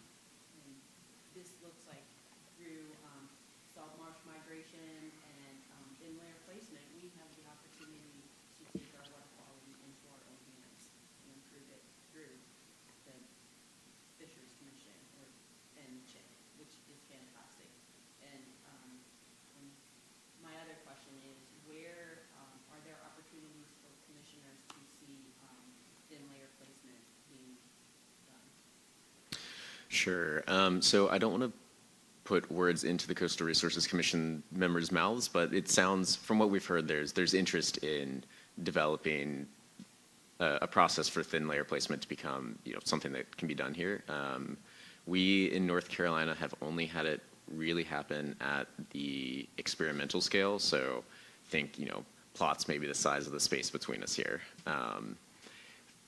And there are places on Camp Lejeune comes to mind. Derek, other examples of some of these research scale plots? I believe there was some experimental work done with the NC Coastal Reserve as well. I think on Masonboro Island at one point.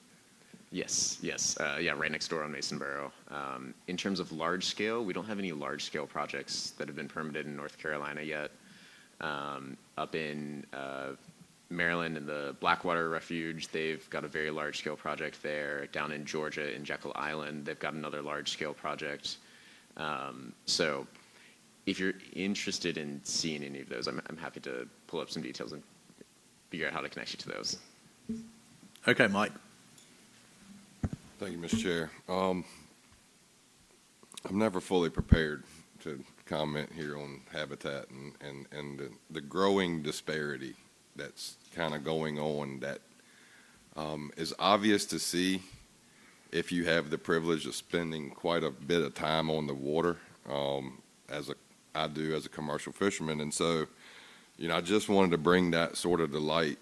And it's really hard to follow behind, Dr. Rader and his comments, but I just want to reiterate in sort of layman's terms what he's trying to say is that, because, he just speaks to a level sometimes that, is just well above my ability. And so, the way I'd like to say it really is that there's just this growing disparity, and I think, there's a lack of understanding by the county commission, the coastal county commissions, more so, that are approving these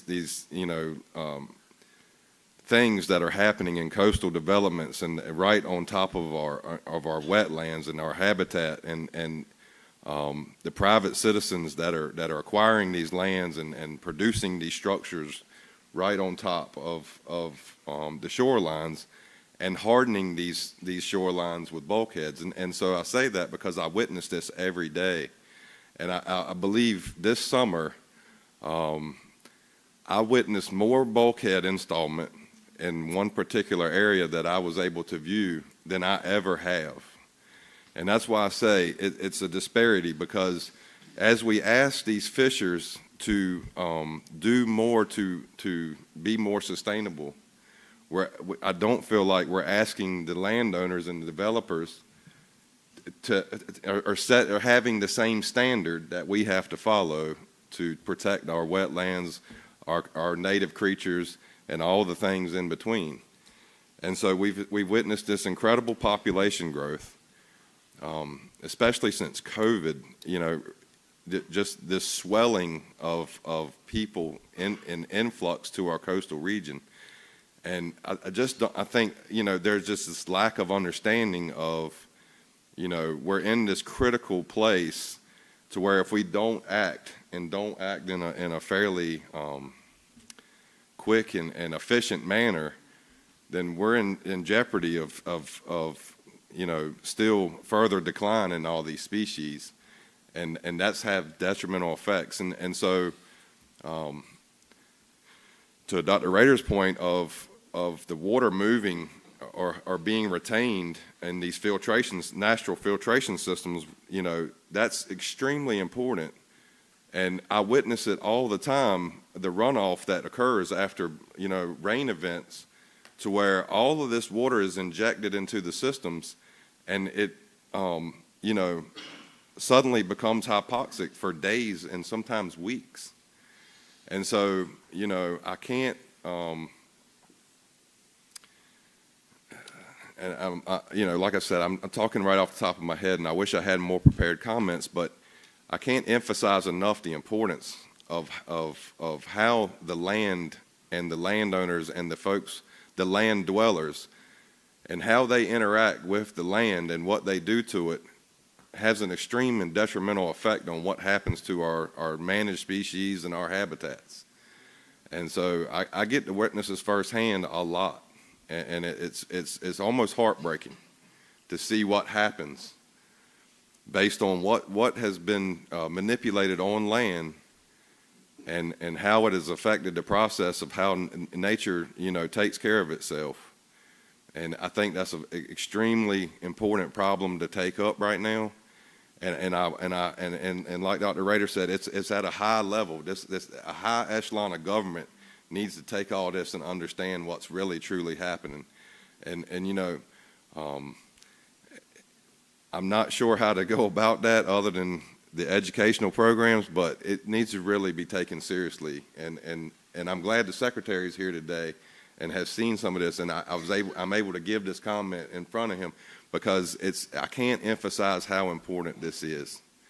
The permits issued by CAMA and all this stuff, they need to be scrutinized way more. And people, the landowners that are acquiring property right on these waterways, need to be held to a standard that's higher, and not just allowed to harden their shorelines and that be it. And so that's, I'm not against anybody having a property with, that's right on the shorelines of our natural resources, but they need to understand that the living shorelines that they're deleting per se, incrementally are going to add up to this great big problem. And I think we're seeing that more and more and more every day. And as these things come about, we're going to have more trouble managing these fisheries sustainably because of the detrimental effects that the land is having on the waterway. And I'll just kind of get off my soapbox, but I really wanted to say that in terms of how I view things as a fisherman, and see these impacts day in and day out, and the struggle that managers have of setting regulations for people and not knowing the amount of effect that other issues are having on these species, but the fishermen are asked these large asks of large reductions at times, and years later we're sort of not getting any relief from that. And so the fishermen give up a lot to not get much back. And so I think there's an overlap there of how we've managed our land, which has in turn affected the species that we manage here as a body. And that's kind of where I'm getting at. Thank you, Mr. Chair, for my time. Okay. Yeah, Willie. What would you say is the single most bothersome issue that you see that is not being sufficiently addressed or responded to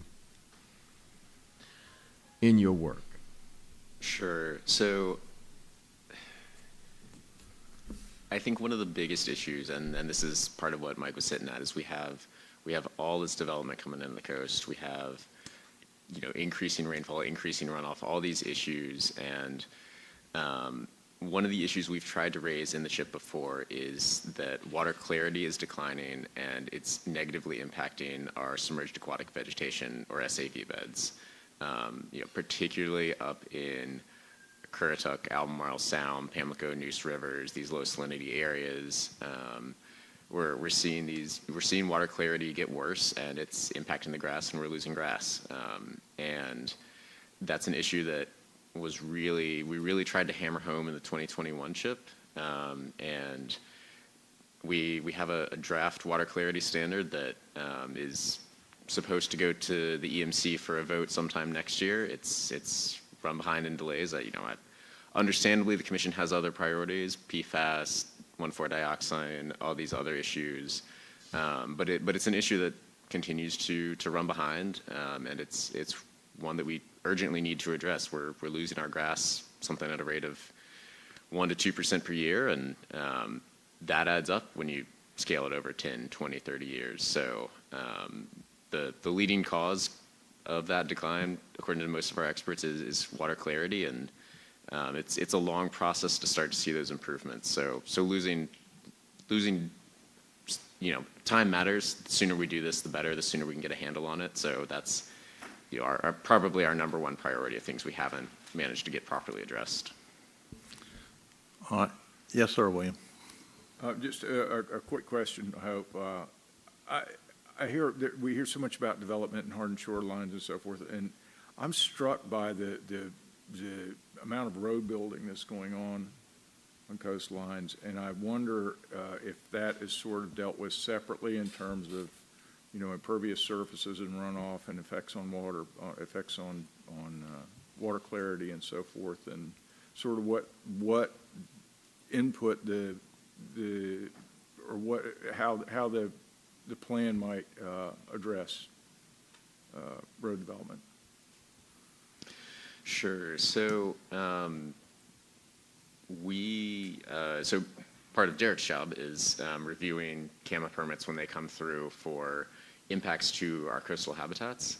And for the most part, our kind of day-to-day work is focused, and Derek, jump in if I'm wrong here, focused on more direct impacts. Someone's building a bulkhead over the marsh, someone's building a dock over the seagrass bed, that kind of thing.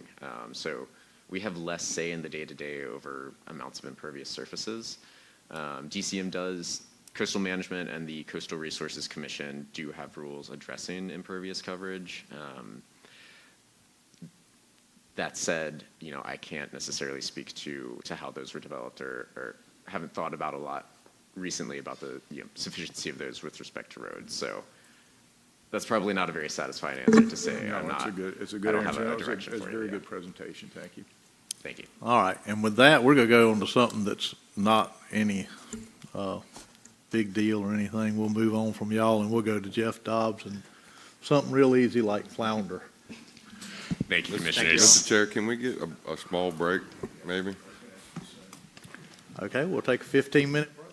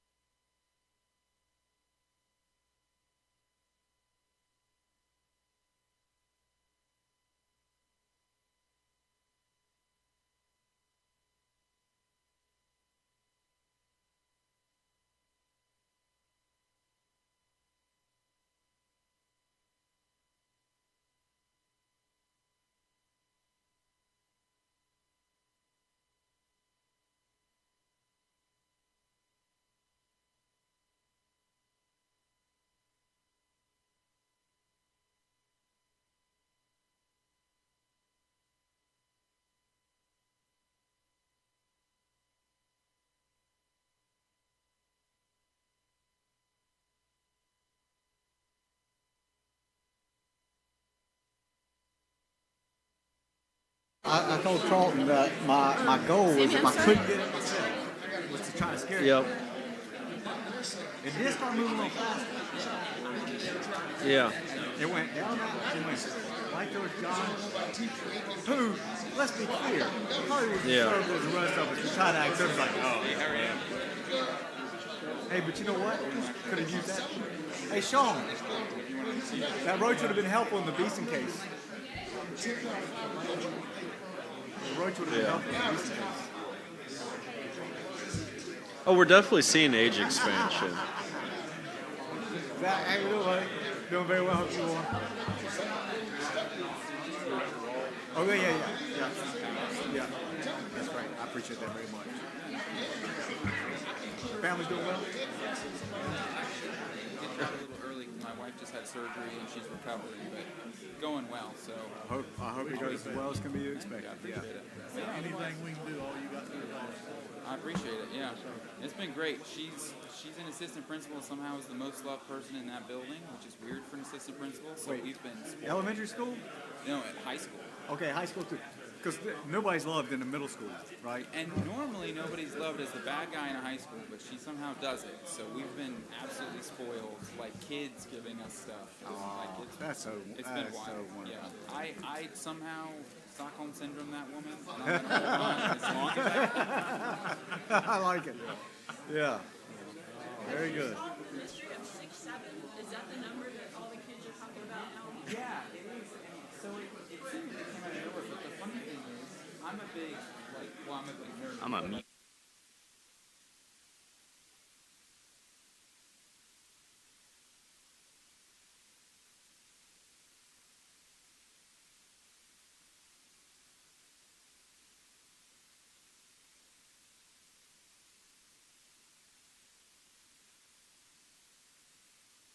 Well, on the water, we had this area.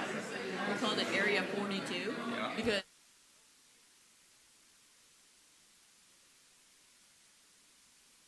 We're in Area 42. It's next to the salad bowl. All right, if everybody find their seat, we'll get started back again.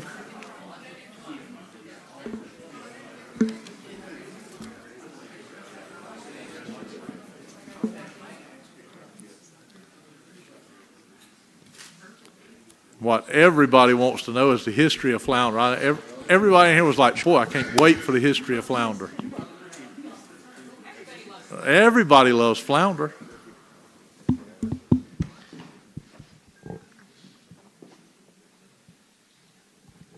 We'll wait for Zach to get off the floor here.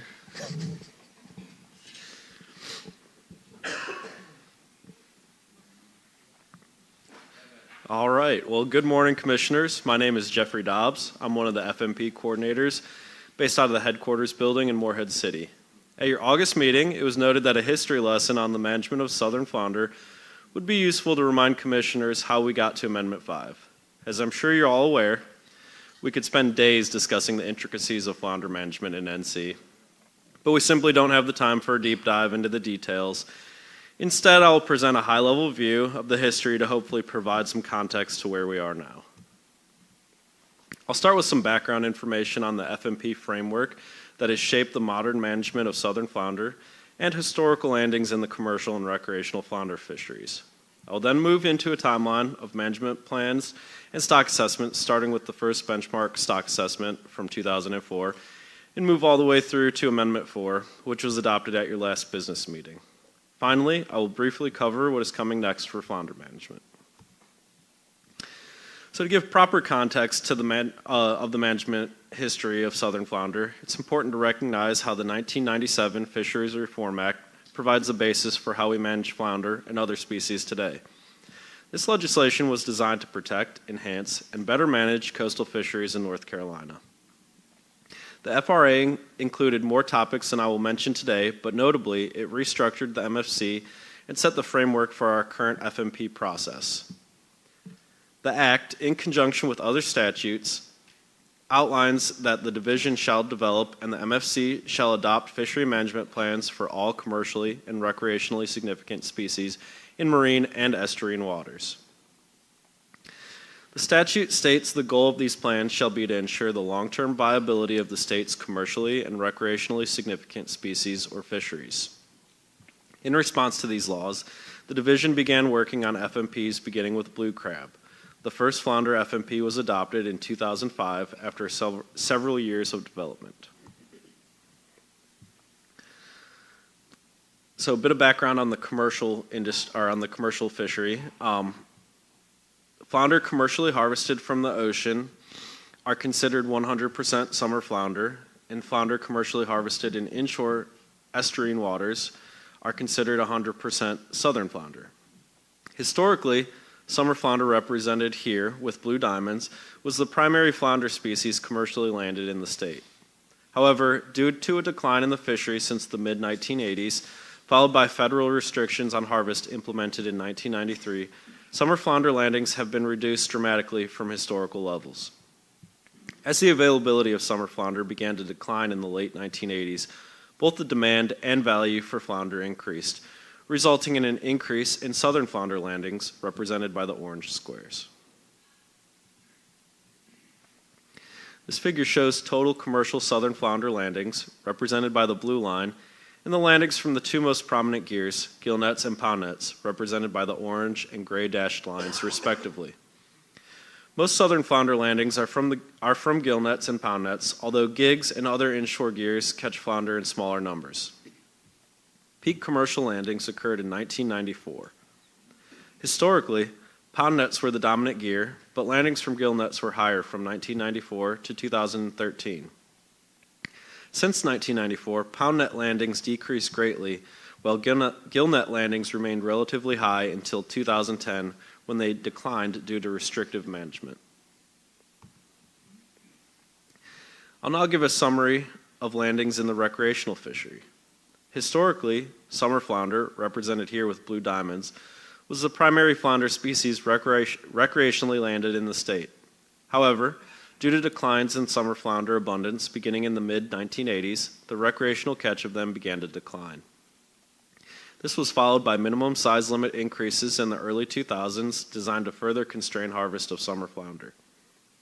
Summer flounder tend to be smaller in North Carolina, and these minimum size increases shifted the recreational landings to primarily southern flounder by 2002. This figure shows total recreational landings of southern flounder, represented by the orange line. Recreational landings were variable, but stayed between 100,000 and 600,000 pounds from 1989 to 1999, when they increased dramatically in 2000.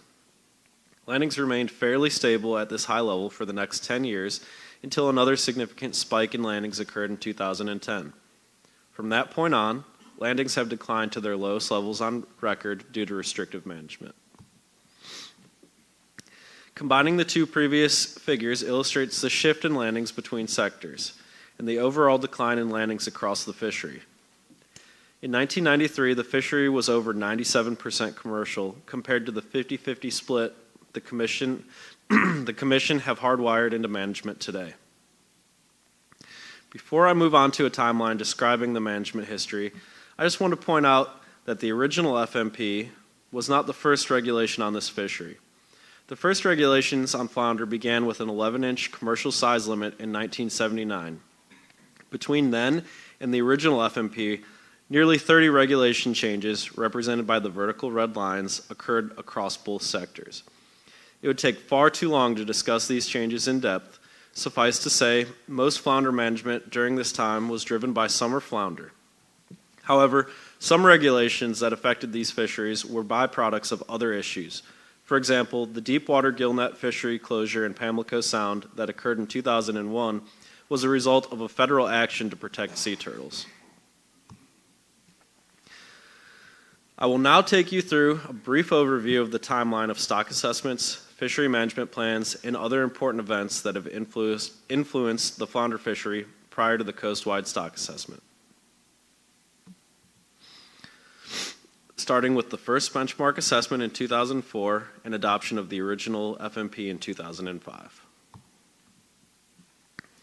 From 2004 to 2014, the division conducted 3 benchmark stock assessments, All of these assessments assumed a unit stock of North Carolina, but used different models and varying reference points. All of the assessments showed concerning trends and had stock statuses of overfished and overfishing occurring. The division determined the 2014 assessment was not accepted for management as recent data indicated southern flounder were a coast-wide stock. In response to the continued overfished and overfishing status of the stock, the division developed and the commission adopted a series of management strategies to try and reduce harvest to rebuild the stock in accordance with the Fisheries Reform Act. The original FMP was adopted in 2005. After successive stock assessments showed the stock continued to be overfished and overfishing, the commission went on to adopt one amendment to the FMP and two supplements to further reduce harvest. Additionally, a 2010 lawsuit over estuarine gillnet interactions with endangered sea turtles resulted in restrictions to gillnet gear. The provisions of the settlement of this lawsuit were later adopted through Amendment 1. A second lawsuit was filed in 2016 contesting new commercial regulations that limited what could be adopted through Supplement A to Amendment 1 and delayed its adoption for over a year. The FMP-related management actions focused on increasing the minimum size limits for both sectors, decreasing the bag limit in the recreational sector, and gear restrictions in the commercial sector. Ultimately, these management changes did not achieve the needed reductions to improve stock health. After the 2014 benchmark assessment was not used for management because data indicated a coast-wide stock, the division approached ASMFC about taking over management. Though ASMFC said they couldn't take on the assessment and management of southern flounder, they provided funding for the states to collaborate on a coast-wide stock assessment. The results of this assessment prompted the development of Amendment 2.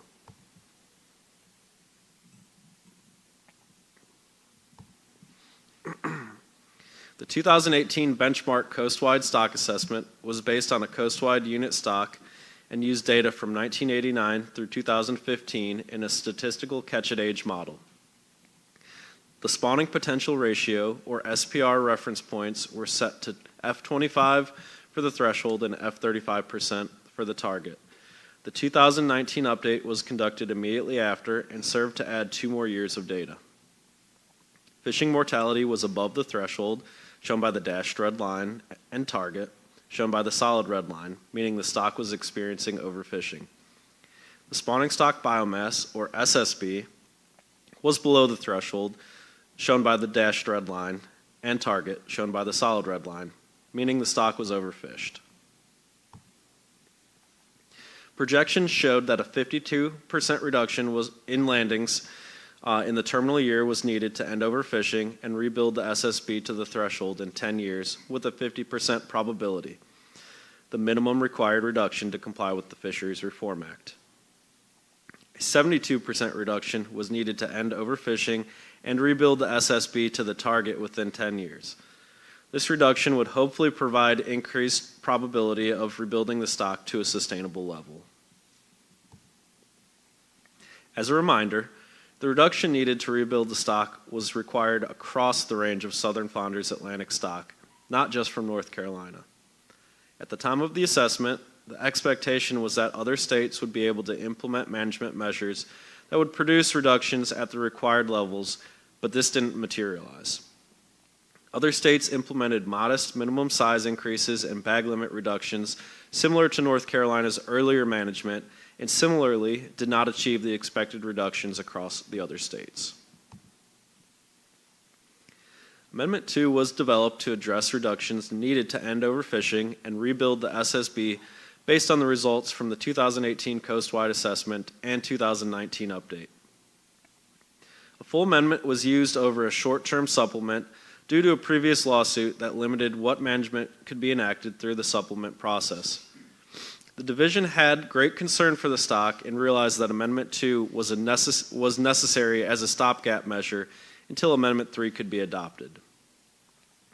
Amendment 2 was adopted in August of 2019 and implemented a management strategy to reduce harvest by 62% in 2019 and 72% beginning in 2020 through season closures in both the recreational and commercial sectors. The division and commission recognized that the new management would need to shift away from the previous toolbox of size limits, recreational bag limits, and commercial gear restrictions.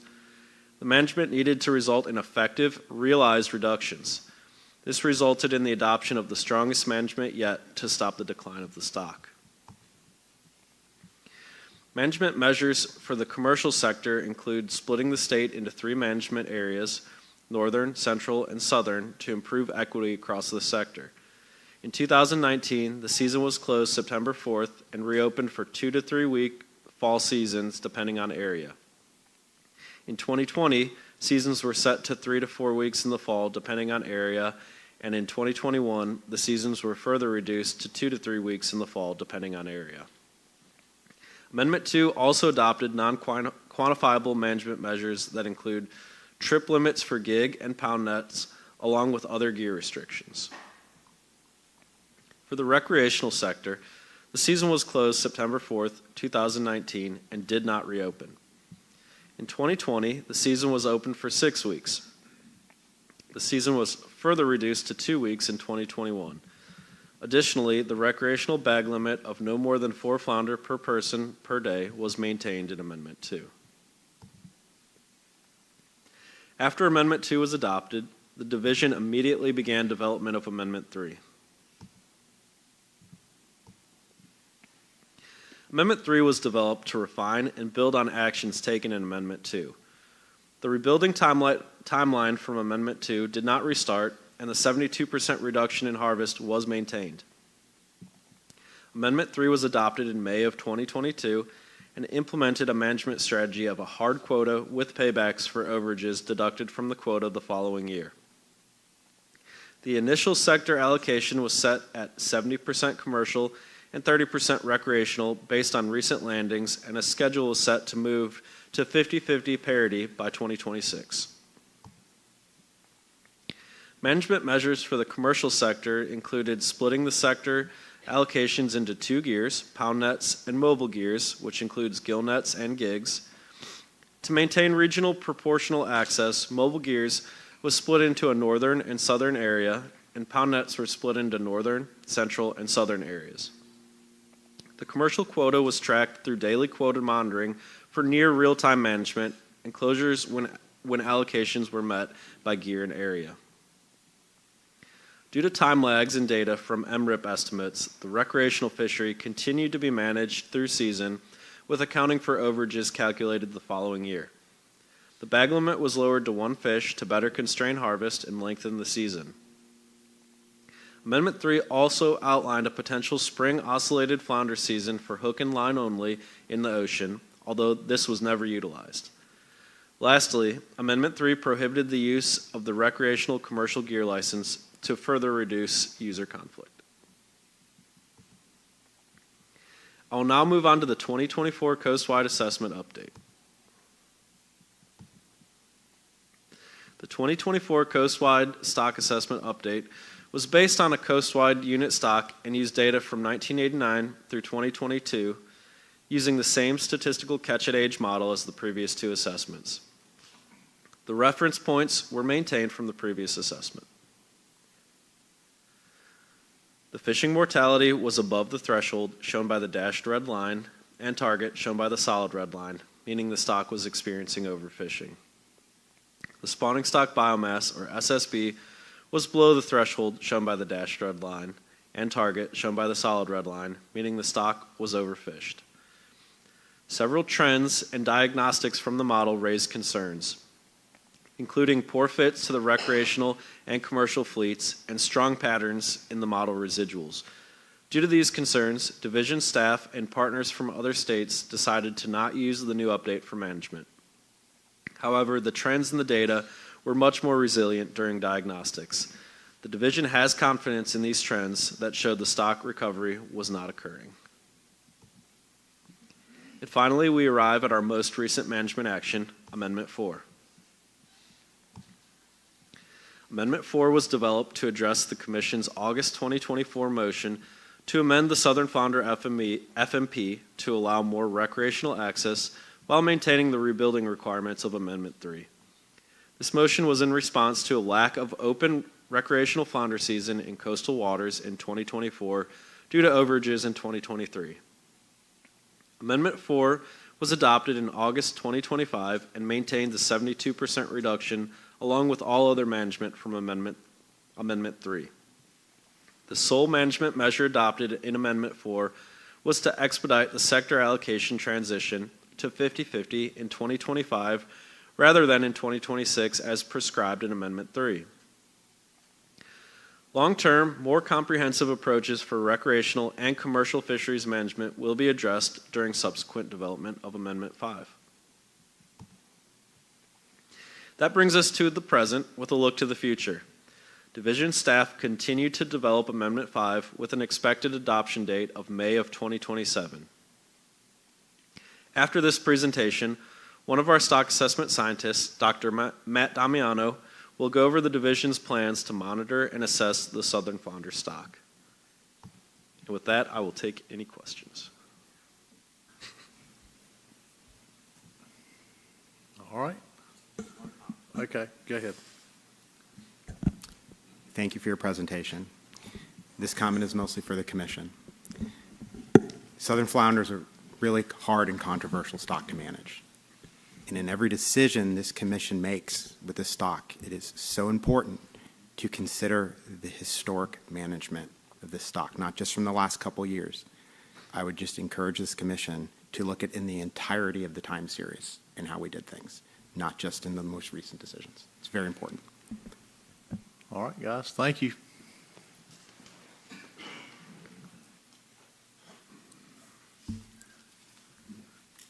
And we love southern flounder so much, then we're going to go right to it again.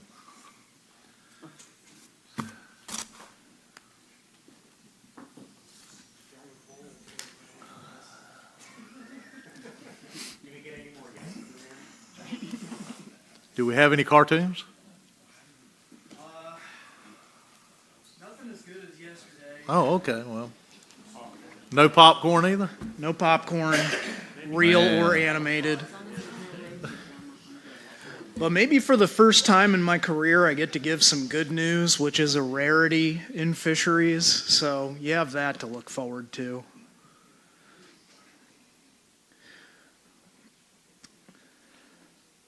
All right.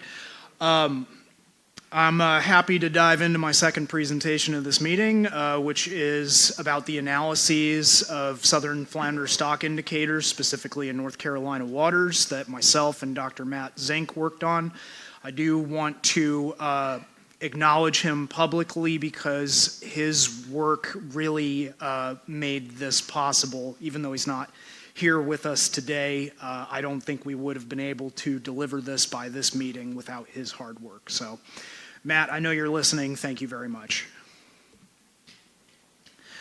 So by this point, you're fairly aware of the problems we're facing with flounder management, but let me tee them up the way I'm looking at it from a stock assessment perspective. So our current management is based on the update of the coast-wide assessment that was done in 2019 and had a terminal year of 2017. So we know at this point that those projections from a terminal year of 2017 are going to break down over time, especially now that we're 8 years into the future in 2025. We also heard from Jeff in no uncertain terms that management actions that have been taken are not spatially consistent. They're not the same across each state. Other states haven't taken the same degree of cuts, and they don't necessarily use the same size or bag limits. And in general, this is problematic for a stock that travels across those political boundaries. So another problem we have is that the coast-wide stock assessment precludes the ability to measure the effects of state-level management action. So I went into this a little bit yesterday in the sense that the coast-wide stock assessment that we're currently managing to answers a fundamentally different question, which what are the effects of all of the fleets, all of the states by gear having on the coast-wide stock. So we can measure the effect of a lumped together commercial and recreational fleet and shrimp bycatch trawl fleet, but we can't look at what's happening at each of the 4 state levels. And we really want to know whether North Carolina management action is having the desired effect on fish in North Carolina. And so with that coast-wide stock assessment model, that's not something that we're able to do. So I teed this up yesterday, this notion of doing a pulse check, conducting some analyses short of a stock assessment to give us a sense of what is going on that is a bit more up to date than a stock assessment with a old terminal year. And I'd like to point out that before I moved over to the state, federal fisheries management is increasingly moving toward indicator-based management between stock assessments, especially when you have a long gap between your stock assessments. This is partly by necessity, as you have a lot of species to manage and not a lot of staff, which is an issue we share at the state. And so I think it makes sense to move in this direction ourselves. And I already went through this medical analogy yesterday, so we'll skip it. The point I want to make up front is that we can make science-based management decisions by checking our fishery independent indicators. We don't necessarily need a stock assessment frequently if we have good information that we can use to give us a sense of how the stock is doing. So we want to look at our indices of relative abundance, we want to look at our age composition data, and we want to look at our length composition data. And of course, after yesterday, you all know exactly what these data contribute to a stock assessment, right? So no quiz is necessary. I thought so. So for our state indices of relative abundance, I want to propose a slightly different approach, a new approach, that is going to be consistent with a lot of feedback that I've read from peer reviews of old stock assessments at DMF, which have been to combine our indices of relative abundance across our survey programs. So as you're all aware, we have a lot of different fishery independent surveys, but they operate in different places in space and time. And so there's a lot of information there that we're trying to get stock assessments to fit to independently. But there is a lot of potential to combine those and potentially have one index that contains a lot more information. And I'll point out that the old approach essentially standardized our survey data into individual indices by program, which are only then going to capture some of the trends over space and time within the sampling universe of each of those programs. So I think this is essentially what we were talking about yesterday, Commissioner Millett, where we're looking specifically at where these programs are sampling in space and time and wanting to share that data across each program. So we used a spatiotemporal model, which I'll refer to as a space-time model, called SDM-TMB. It's a proper noun. It's not an acronym. And I've included the link to the paper here for those of you who are interested in looking further at it. And we combined the southern flounder catch per unit effort across several survey programs to estimate a single index of relative abundance. So I have results from that to show you today. And this is going to be the approach for standardizing our fishery independent data moving forward, partly based on peer reviewer feedback and also just a growing trend in best practices for how to get the most out of your fishery independent data. And so if anybody's interested, as you've noticed yesterday, I like to put hyperlinks in my talks that you can click on if you want to read up on the materials I used to come up with this approach. So the combined index approach, in keeping with those papers, needs a common currency to calculate the catch per unit effort between all of these different surveys. So each of these surveys are going to use different gears, right? You have a gill net survey, multiple trawl surveys. So the way that we come up with the measure of catch per unit effort needs to be something we can calculate from each of those that's not necessarily dependent on the gear. And so we settled on the count, so the number of fish per the number of minutes fished, because we have counts and we have time coming from all of these data sources.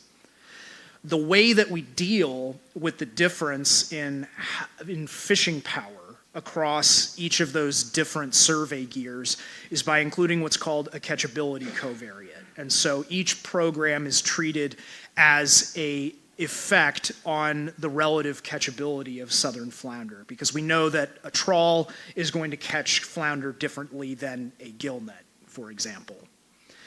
And so once we have come up with that common currency, we fit the space-time model to all of those data together to estimate that single index of relative abundance. And we did this specifically for the Pamlico Sound region, and I'll explain why. Some of you may be wondering why not look at the fishery-dependent data for some indicators, and the short answer is time. We wanted to have something ready for this meeting, and so we prioritized looking at our fishery-independent data, which we thought, since those are largely collecting information ahead of the fishing season, it would give us a good idea of abundance, the size structure, and the age structure of the fish before the fishery occurred in the fall. So why limit ourselves to the Pamlico Sound region? Ideally, we would estimate a coast-wide index of abundance that stretches from Albemarle Sound down to the Cape Fear estuary system. And so here is a mesh of data points. So each point on this map represents a individual observation from our fishery independent surveys. And you can very clearly see that it's densest in the Pamlico Sound region. So we are getting the most observations and the largest sample size from that area. And that is where we're able to combine program data from 195, the trawl survey, 915, the gill net survey, and 120, the juvenile trawl survey, to give us that densest mesh of points. And that density is really what allows us to be able to estimate something reliably. So we fit the model to the program data to the southern coast as well.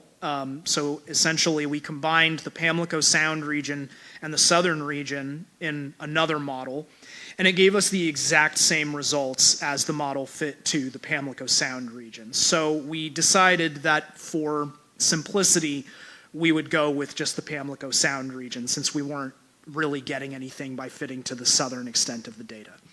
We did also try to fit it to program 100 data in Albemarle Sound, but you can very clearly see how sparse those data are by comparison, even to Pamlico Sound and the south.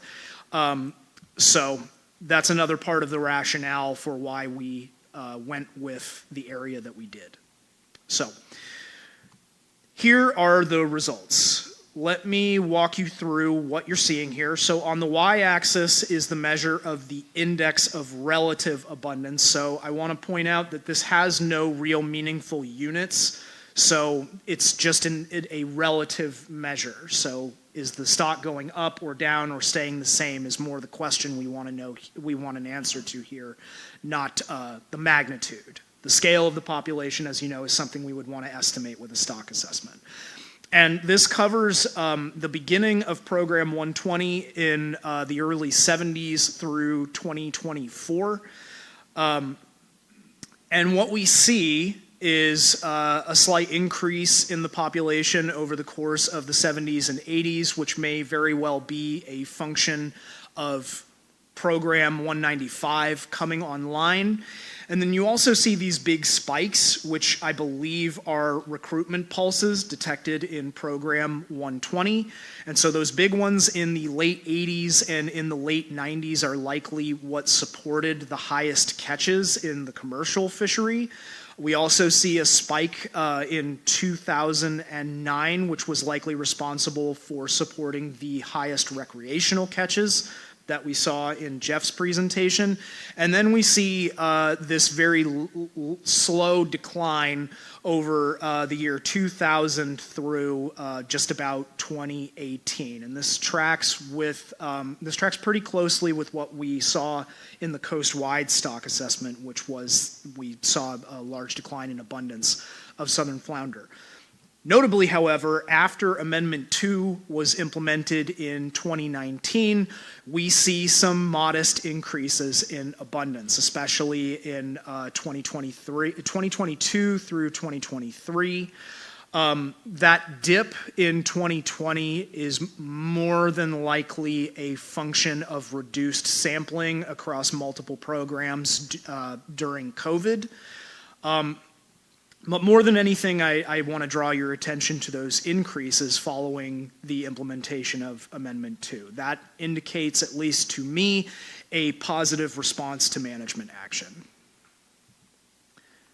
And I already pointed out this, but just to reiterate, the biggest spikes are being driven by those recruitment pulses. This is a trend in abundance overall. It's not a juvenile index or an adult index, it's a pooled index of the entire population. The other analysis we conducted was a weighted quantile analysis of the length composition and the age composition data. So for this, we estimated weighted quantiles for those two data sources pooled by program to provide a time series of the distribution of the size of the population and the age structure of the population over time. Now I'll back up and explain what a quantile is. It is a bin that we use to quantify the frequency with which certain data occur. So the easiest example of a quantile is the 50th percent quantile, which is the median, the midpoint of the data. And so so when we look at the median, the 50th percent quantile, 50% of the data fall below that level. So that's why you would expect your older ages or sizes to be up in the 90th percent quantile, because most of the data are going to fall below that value. And so this is a fairly standard practice, not just at the NOAA Beaufort Lab, but at the Southeast Fisheries Science Center in the Atlantic Fisheries and Caribbean Fisheries branches, that is conducted as part of the stock assessment process. So this is another thing I'd like to move from the Fed to the state level. More importantly than anything here is this analysis gives us a means to look at how the size and the age structure of the population is changing over time. This is normally something we would wait for a stock assessment to be able to look at as we estimate the number of fish at age, but this can give us something of a preview. And so we have length composition information going back to program 120 in 1973 through the present, but our age sampling program didn't really come online until 1991. And so those are the time series that I have results from these analyses for you. And if anybody really wants to dig into the detail of this analysis, I challenge you to take a look at this R vignette. It is torture.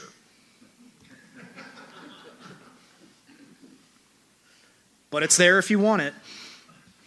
Okay, so here are the results of the weighted quantile analysis of length composition. So again, let me orient you to what you're looking at. On the y-axis are lengths in centimeters, on the x-axis are years, and then we have the quantiles. So the line on the bottom is going to be associated with the 0.1 in the legend, that's the 10th percent quantile. So 10% of the data fall below that level, and then above it is the 25th percent, above that is the 50th, the median, above that is the 75th, and above that is the 90th. And so what we are seeing from left to right is a sequential increase in the size frequency of southern flounder. And I mentioned before when we looked at the index that to a certain extent, some of this is going to be a function of sampling programs coming online over time. So the first program that we have here is program 120, and I didn't animate this well, again, sensing a trend. And that was designed to sample those smaller fish. So the size frequency is smaller there. And then when program 195 comes online, we have a survey moving into areas where we catch larger flounder, so the size frequency expands there. Same thing with program 915 coming online, we see another expansion. So the way I'd like to think about this is once you get to around the year 2001, that's kind of like your reference level for the size structure of the population. In 2020, we see another dip, probably due to reduced sampling during COVID, but then we actually see another modest bump in the size structure. So we see those quantiles shifting upward in the 90th and 75th and median 50th percent quantile in particular. Again, the through line here is that we seem to be detecting with our fishery independent surveys a response to management following implementation of Amendment 2. All right, jumping into the age composition data, similar kind of format for this figure here. We have age on the y-axis, year on the x-axis. The quantiles, again, represent 10th, 25th, 50th, 75th, and 90th quantiles. Here we have a relatively a broader age structure in the 90s where you see the 90th quantile, the top one, going above age 3. So what this says is that we don't necessarily have, 3.2 age fish, but we have more fish that are older than age 3, pulling that quantile up. We see in 2001, probably the highest point, the most expanded age structure of the population, which is not too surprising because we saw those recruitment pulses in the index plot in the late 90s, which are going to hopefully, and at least visually here, move through the population and expand it. And then we see from the 2000s to 2018 a decline in the age structure. So that's not too surprising considering we saw that decline in abundance. But following 2019 and that dip in 2020 from reduced sampling, we actually see a pretty stark increase in the age structure to a point that historically we haven't really been at since the early 90s or the early 2000s. So this is reflective of the age composition data, which show increasing numbers of older fish. It's driven mostly by age 1s and age 2s, but there are more age 3s, more age 4s, and a handful of age 5s and age 6s in the population.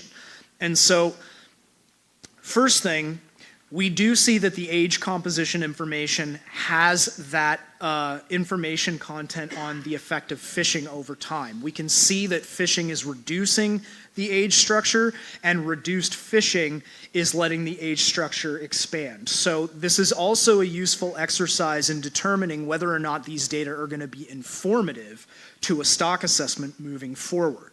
I kind of walked through this bullet already. Hopefully what you see is that, again, we're getting modest gains in the age structure following implementation of some of the strict management that has been done in our state.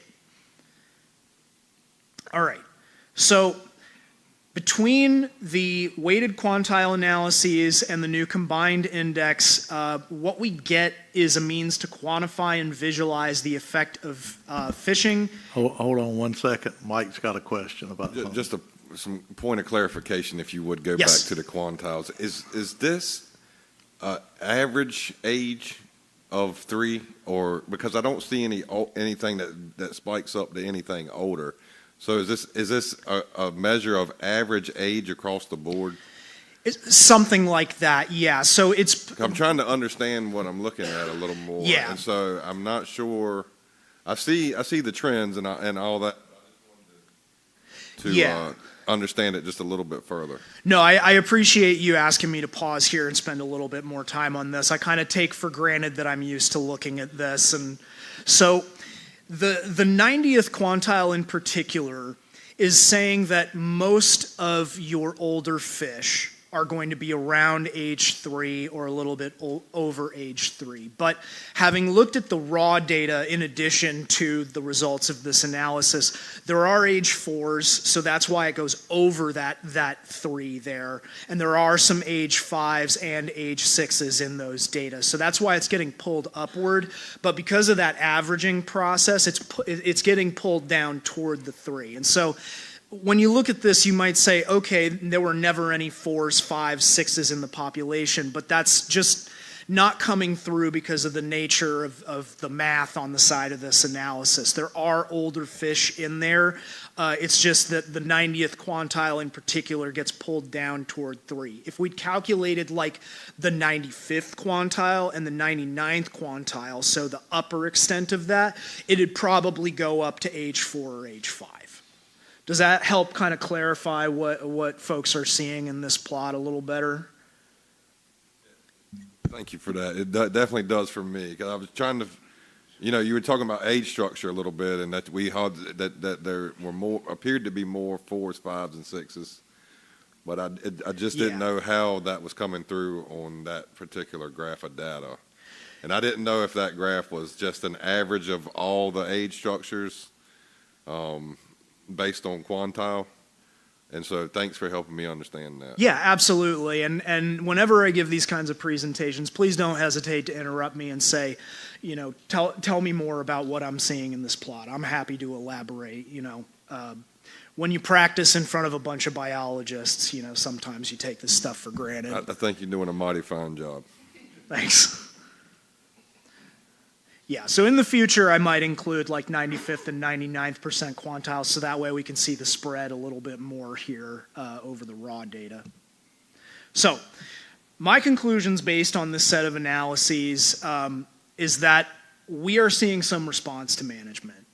As hard as it's very clearly been to take these management actions with southern flounder, the good news is that we are seeing some modest gains across the board in terms of the number of fish that are out there, the size of the fish out there, and the age of the fish out there. And this is something that we haven't really been able to quantify at a state level using the coast-wide assessments really basically for the last 10 years.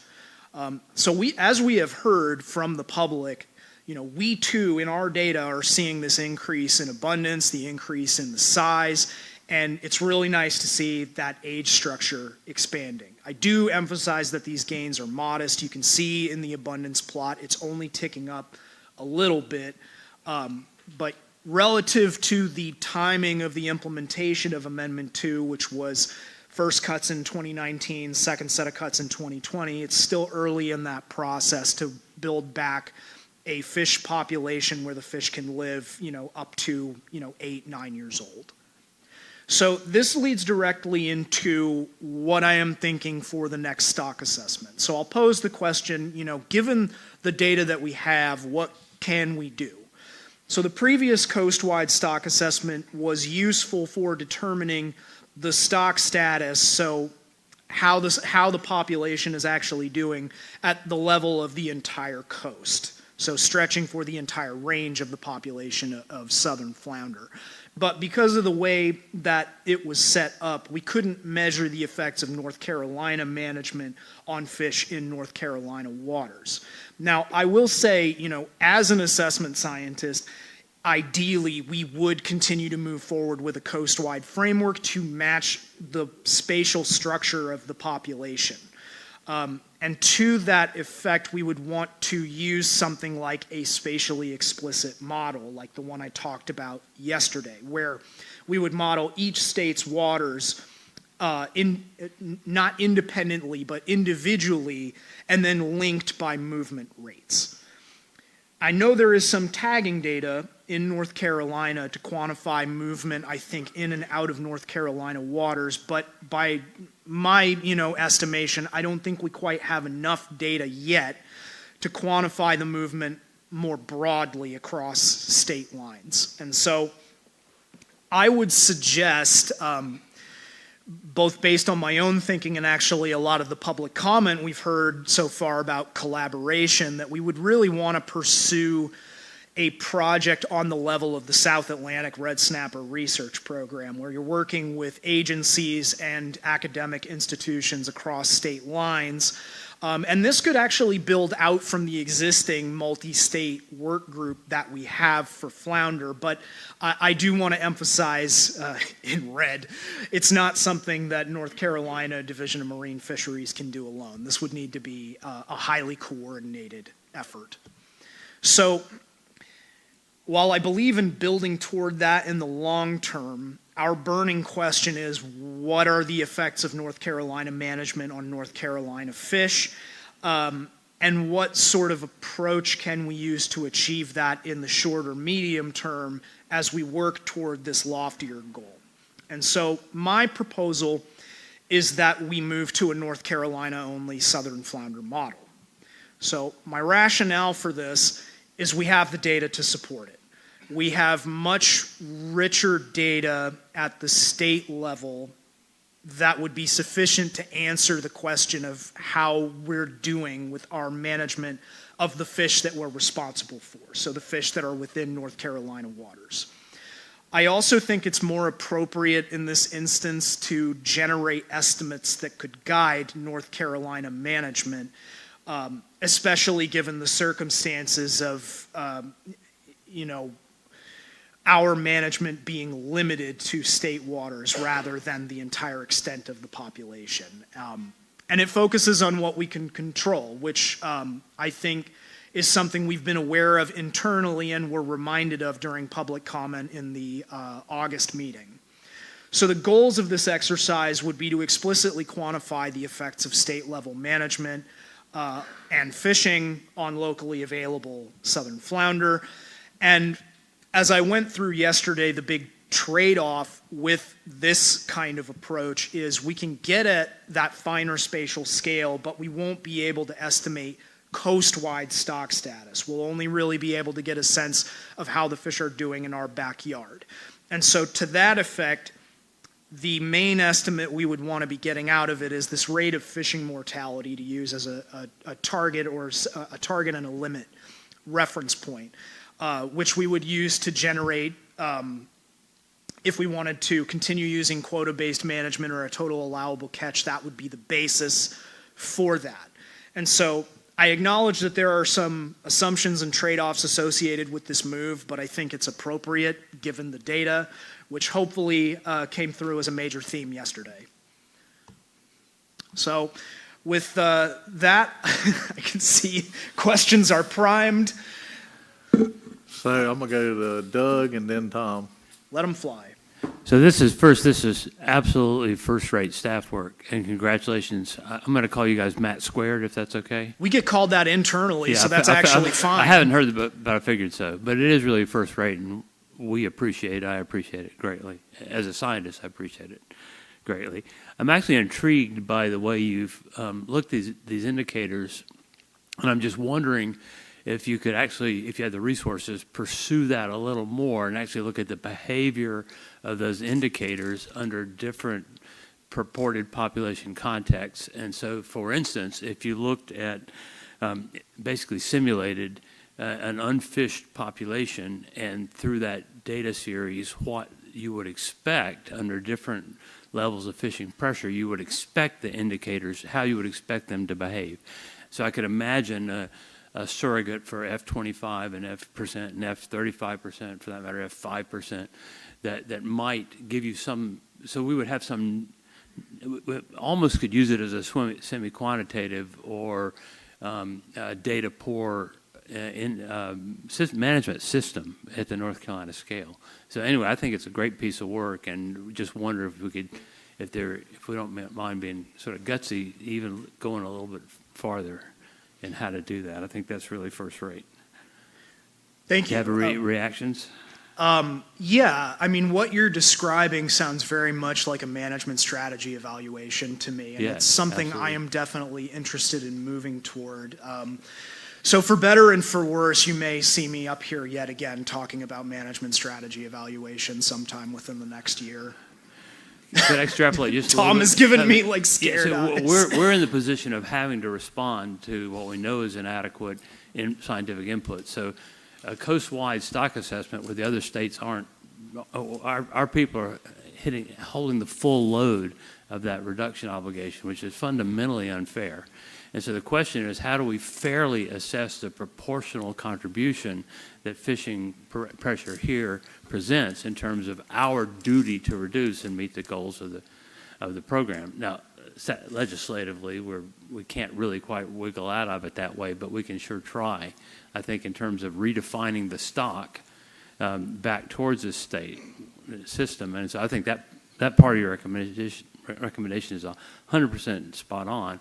In other words, the translation, a coast-wide stock assessment doesn't really do us any good in terms of tuning our duty, is my view under North Carolina law. So I think that would be really great to try to, what we're trying to suggest is that the direction that you're giving us is consistent with the best available science, the best scientific information currently available in terms of recommendations to us for tuning the management intervention up or down.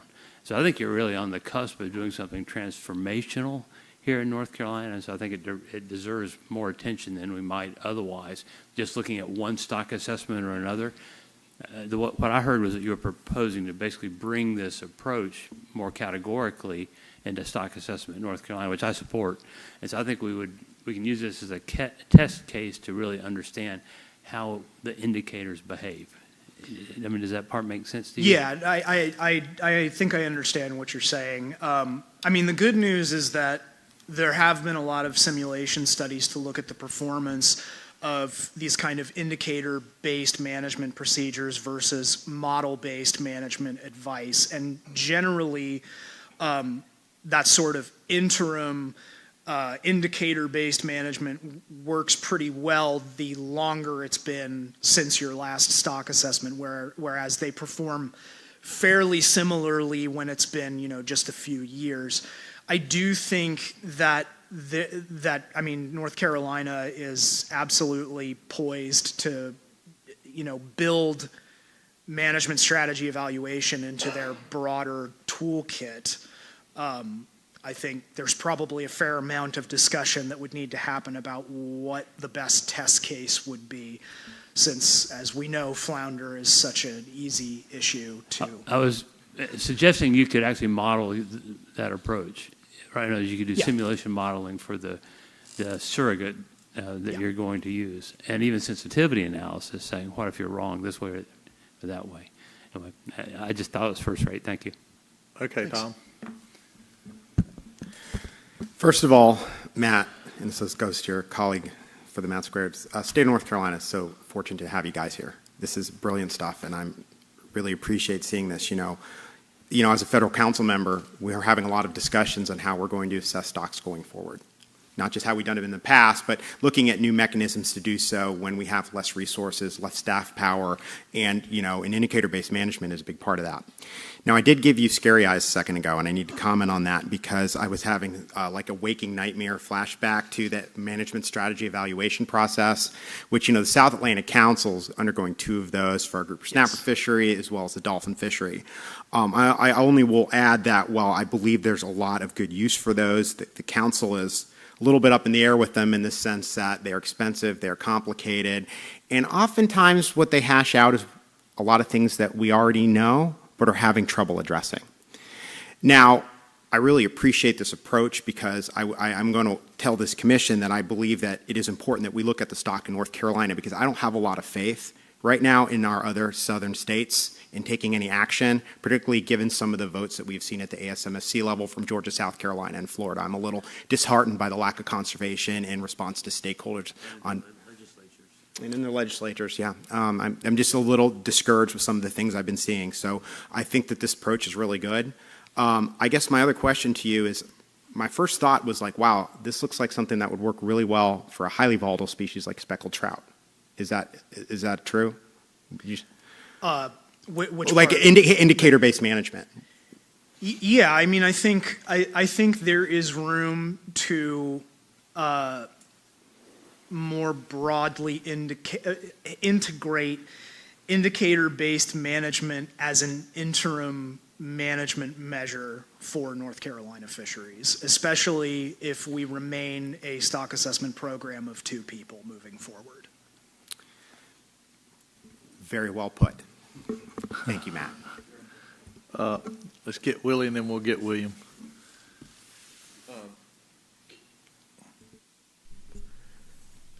Maybe it has been addressed, but it's still not clear to me. This question of stock impact as it relates to other states.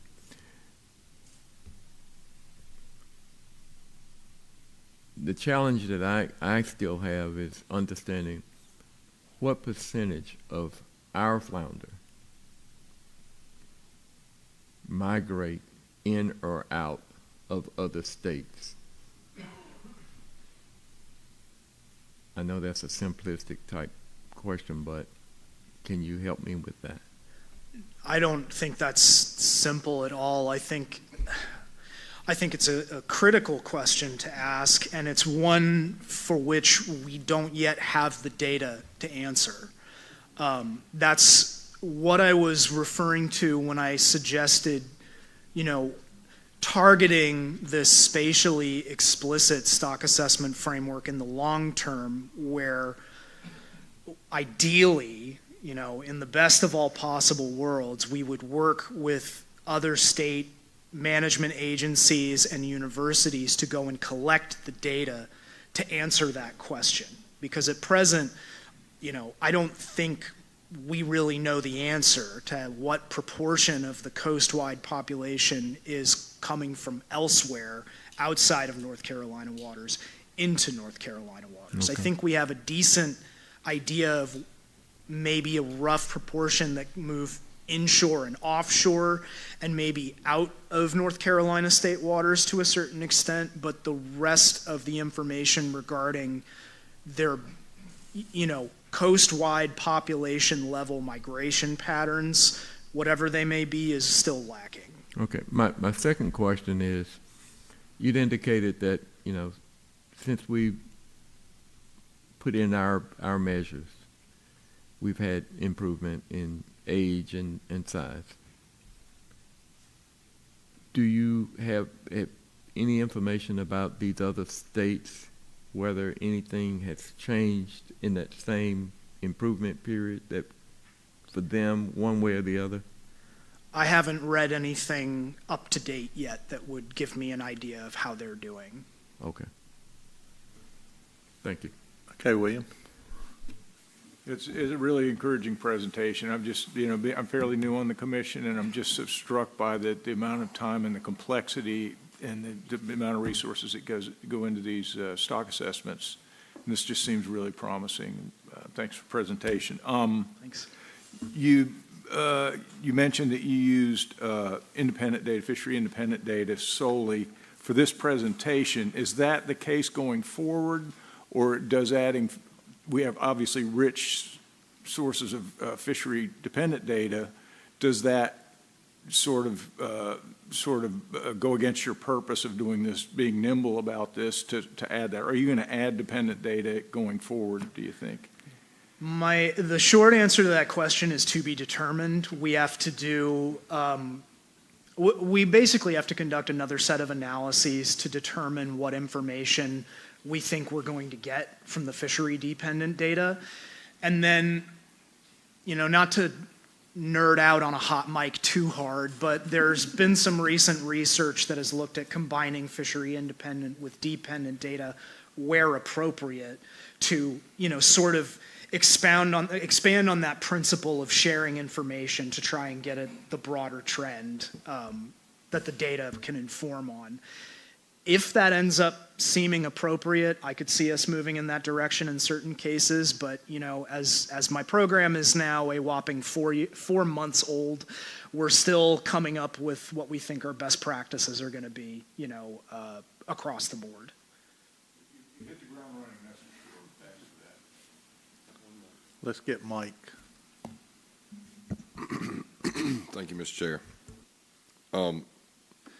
This is more of a general statement and a concern that getting away from the coastwide, and I'm trying to figure how to articulate this comment or question, whatever it's going to end up being on the end. What my concern is that North Carolina is going to continue to produce fish, and it's going to coastwide removals in other states are going to recoup them fish out of North Carolina per se, since it's a coastwide stock. And so while they're able to enjoy more freely fishing privileges, North Carolina will still be the producer of these fishes. And so that would be my concern with getting away from a coastwide stock assessment and continuing to try to hold these states accountable. And so, irregardless if we only measure North Carolina's portion and how it's being productive, there are still removals and at a higher level seemingly down the entirety of the coast. And so how does that affect management in North Carolina is the question, right? Because there's still a coastwide abundance concern. And there's still the concern of rebuilding this stock within the state of North Carolina to some extent that would alleviate the overfished and overfishing statuses. And so my question is that, I guess, if we accept this as management strategy or measure of North Carolina stock, how is it, going to overall affect the overall abundance coastwide? And so I'm not sure I'm formulating my comment or question correctly, but I'm hoping that somehow it's being heard in such a way that somebody understands what I'm asking here. Yeah. Yes, you can. Thank you. So just a little bit of that, Commissioner Blanton. We share that concern, and when we started this venture back when we were putting the data together to do the coastwide assessment with the other states to our south, we all agreed at the time when ASMFC said we don't have the resources to do this. We agreed as states that we were going to manage this fishery together. Okay, ASMFC can't do it, we'll do it together. And that was the landscape then. This is a completely different landscape now. And we absolutely recognize that North Carolina is carrying the load. And there's no way, and Commissioner Rader touched on this in his comments, there's no way that North Carolina can recover this stock on their own. It's just not something we can't do it. But we didn't realize when we went into this that we were going to be in that situation. So we can't hold other states accountable, but in this situation that we're in. So our goal is to try to switch to being able in the near term and in the medium term to switch to be able to at least figure out what we're doing in North Carolina. And I think to Matt's point, the coastwide analysis is what we need. That is what we want. That's what the other states should want, because that is the only thing that is going to tell us what the health of the stock is at the coastwide regional level. So what we're going to do in the near term and the midterm is not going to tell us what the coastwide stock, what kind of health the coastwide stock is in. But at this point, that's really pretty much the choice that we have, I think. And so we want to continue to work with the other states and talk to them about the spatial analysis that Matt, for the coastwide assessment that he feels like is very important for us to add to that. And hopefully, everybody will be on board with collecting the data and getting prepared for a coastwide stock again, a stock assessment again, but that's going to be far down the road, way far down the road. And so we're going to switch gears and look at these North Carolina specific things in the near term, because really that's where we are. And like I said, hopefully the states are going to come on board with wanting to collect the data that we feel like we need to make the coastwide stock assessment the next go around even more effective. But that's another thing that Matt pointed out. We can't do that either by ourselves. So there's a lot of work that has to go on between now and a successful coastwide assessment. And one of the things that we have is, we have this committee here that makes these decisions. A couple of other states, those decisions had to be made in the legislature, and they got a lot more stuff they want to deal with than whether they can legislate a rule on a flounder or a speckled trout or anything else. So they just let it go that way. So let's see. Can I get a follow? Well, just one follow-up? Yeah, one more.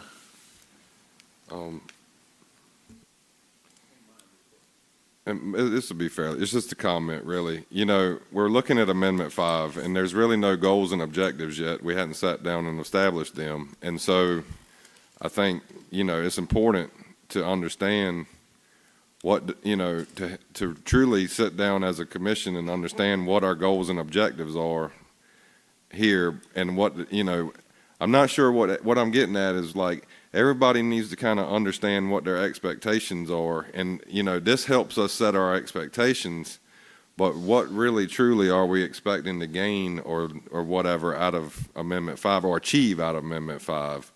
And so that's kind of where I'm unclear at the moment, like, because we don't have a set goals and objectives and that we don't have a clear path forward just yet, and at least in my mind, after doing several FMPs now and understanding how we get from start to finish, and so it's discouraging to hear that the other states are not, trying to play the same ball that we are. And, I'm not pointing fingers and saying one state's doing anything different than the other, but I will say North Carolina has made a tremendous sacrifice. And the fishermen of North Carolina have made a tremendous sacrifice, no matter if you're recreational or commercial here. And that was my intent of the history lesson going back, that I don't really think achieved what I had in mind to present to the commission. Not saying y'all did a bad job at it, but you sort of isolated that to North Carolina.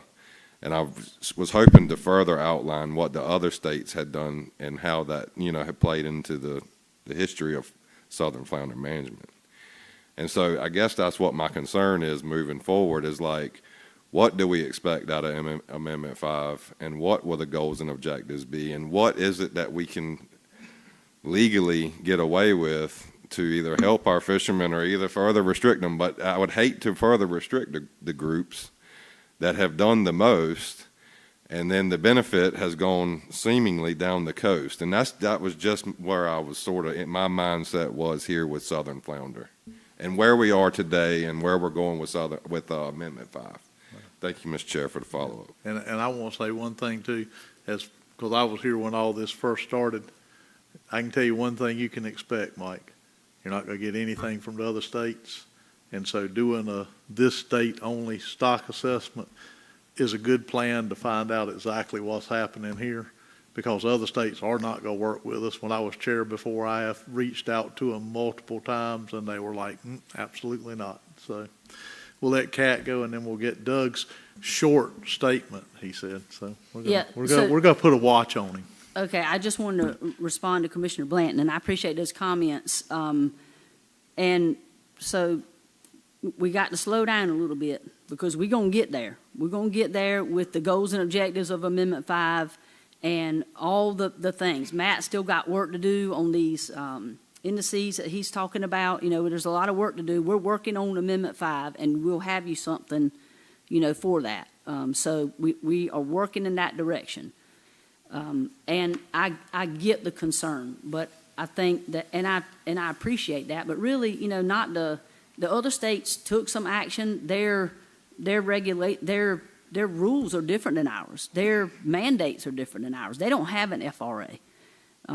So we have definitely taken the lion's share of the load here, and I think they saw their improvements in their fisheries, much like what we're seeing in our fisheries, and they've decided to hold the line there, satisfied. I'm not trying to speak for them, but in my mind, I'm thinking they're satisfied with what they're seeing in their fisheries for right now. I think, again, we can't force those states to do things that they don't want to do. And they took action. It just didn't lead to reductions like what we did in North Carolina. So that's the other piece of that. And I had some comments I was going to make to talk about, if I could, Mr. Chairman, ramble on a little bit more about a couple of things.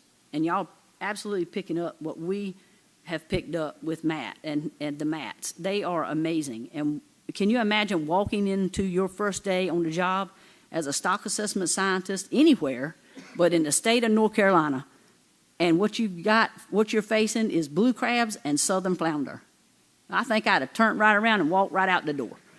But these guys are still here, and my first thing to them was kind of, what can we do to get a finger on the pulse of whether or not our management is moving in the right direction?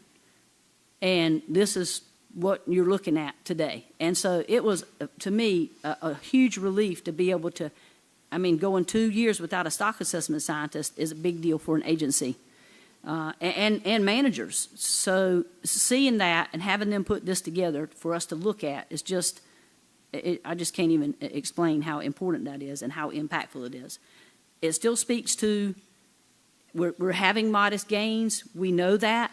The data is showing that, but we still feel like, we still have to, kind of keep that within our view and know that we're having modest gains. They're good, but they're modest. The other thing is that when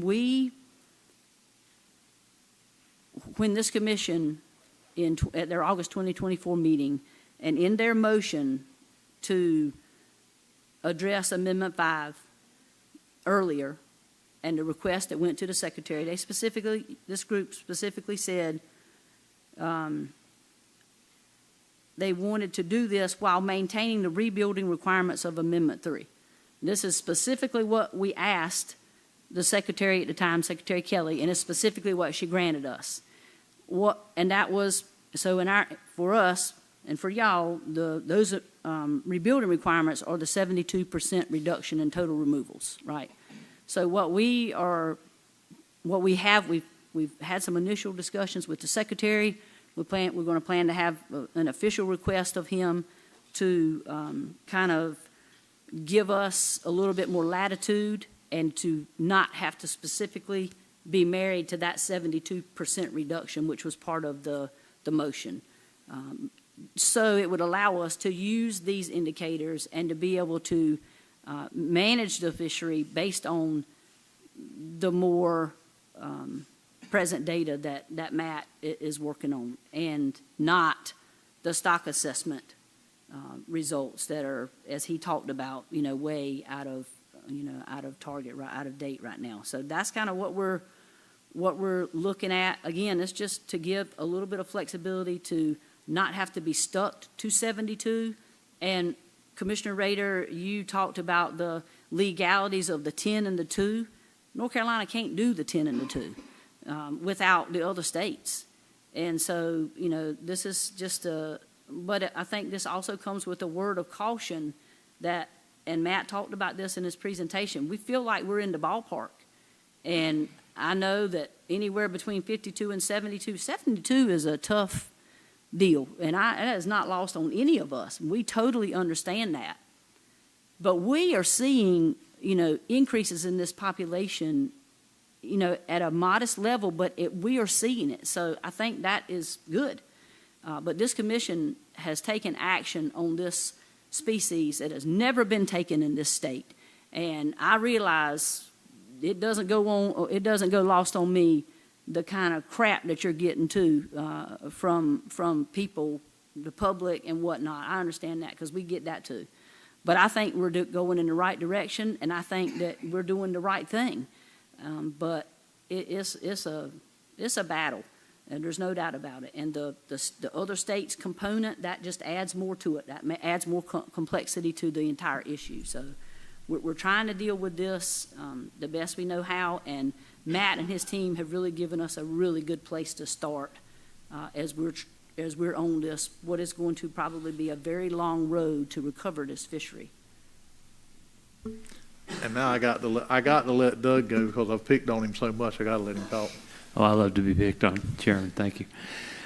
This is not for response today, but things you might think about for next time, because I do think there's two areas where we need better information and we need support in terms of dealing with where we're going legally in this regard. The first has to do with the fair and equitable, and for that matter, legal duty for North Carolina to manage this shared stock. What I'm getting at is, what proportion of the stock resides in North Carolina, what proportion of the stock comes and goes through North Carolina, what proportion of the total reproductive potential exists here, and therefore what our fair duty is. And I hope, Philip, that maybe that's at some point a legal duty question to achieve reductions. It cannot be the case that if we have 1% of something, we have 100% of the duty. I mean, that makes not any sense. So we need a mechanism, the Commission needs a mechanism to think about what our proportional obligation is. And so, again, don't have to respond today, but I think that addresses the Director's comments too. And the second thing as a scientist is that we need cover to go beyond the call for stock scale assessments that exist at population scale and minimum. And so what I'm getting at is right now there's a peer review mechanism to assure that the scientific conclusions are useful for management. So we just need since we would not have a peer review stock assessment process to go through, I would love to see a maybe even formal scientific review of the interim approaches that you're going to suggest, so that there's some best available science cachet that we can put onto this. And I don't even know what the mechanism would be, but it could be informal, formal, meaning have somebody who's the chair of a stock assessment review panel or something like that, personally contracted just to review and bless your recommendations back to. I don't want the whole science obligation sitting on your head. It should be, we should have somebody else that we can, anyway, think about those two things if you don't mind. Well, I'll respond to the second one just by saying that's a conversation that has started internally, and I agree that if we are going to move in the direction of implementing interim management at a broader scale than just a stopgap measure this time, it should be subject to peer review. All right, we're going to take a couple more. John, go right ahead. First of all, I want to say I appreciate everything. And I'll just say for the record, look, I'm not a scientist. I've listened to everything, and I take a lot of what you say, and I take lots of it, and I just put little bits together, and so it makes sense to me is the easiest way. I guess what I wanted to ask is basically your opinion is what you do, and this could go for Kat as well. I personally see a simple solution to a lot of this, and I just want to throw this out, see what y'all think is. You want to it's all about getting the data. I'm not worried about the other states. North Carolina is North Carolina. We dealt with that with the shrimp thing. We are our own state, right? It's hard to you talk about getting the resources and get the data. Well, if you're seeing the uptick, and we all see the social media, we all see every single time DMF makes a post, the immediate comments is, and as bad as I hate to say it, it's not even discourse, it's almost turned into a hatred from the public for DMF. We're like, they can't keep fish. It has nothing to do with catch release. They want fish to eat, right? And it all started with flounder. Flounder is like the white whale. That's where it all started. If we're trying to do this, and you want to get the data, and you can't get everything, let's help the people out. Let's give an olive branch to the people of North Carolina. Let them keep some more flounder year round. It doesn't have to be wide open. It doesn't have to be a ton of fish, but let them keep something. And then you kind of get that trust with the locals, and they'll get more. You can get more data from them. You get the data from the mandatory reporting that we're already implementing, mandatory reporting on the people, and they're like, why you want a mandatory report if we can't keep nothing? And flounder is one of the things that's on there already. So if you want to get mandatory reporting, get better data that you can't just get from your sampling and things like that because you don't have the resources, why can't we just give the people more fish, recreational, commercial, get more data that won't cost the state any more money, and can get more data to help out and build a stock for North Carolina and not worry about what South Carolina does, Georgia does, anything like that. Do you think that would be a viable option for getting better stock assessments and more data, is just use the people we already have? I'm going to answer that question as carefully as I possibly can. What effect that would have on the population to take that management action would be speculation on my part, and I don't want to go into that territory. My role, and indeed where I'm most comfortable, is measuring, cause and effect at the population level. That's what I like to do. That's what my responsibility is. That being said, I have had the pleasure of working now for state, federal, and tribal management agencies, and one of the constants in all of those is fishermen saying, if you implement all of these harsh measures, you got to give something back. And so I do hear you when you talk about creating some sort of incentive. That's not my call to make. That would be, CAT's purview, and whether or not it would work is only something we would ironically be able to figure out with a stock assessment after the fact. And so in that sense, it's kind of an experiment. So I guess to sum up what I'm saying, I don't know. I don't know if that would be a good idea or not. And I think that question was better for Kat anyway. And then Willie, we're going to go to you, and Willie's going to be our last one on this because we beat this horse about as hard as we can beat it. Well, first I'm going to have to caution Matt. Don't blame it on Kat. But the next thing, to your comments, I think you in Amendment 5, the charge was to look at access, additional access. So you're going to see that in some of the as the staff is developing that amendment, you'll be able to see those things. Captain Jott touched on it last night with the oscillated season. And so I think there's other, options that we'll be looking at in Amendment 5. So when that comes before this commission, there will be some options in there, taking all of these things into account and then, tailoring the management to that. And so that you'll be able to see some of that. Okay. And then we're going to go to Willie and let him make the last one here, and then we're going to go to something else that's not controversial, striped bass. When we set the 72% reduction, I'm assuming we had a goal in mind of what we wanted to achieve by doing that. And you've indicated that since that time we've had some improvement. So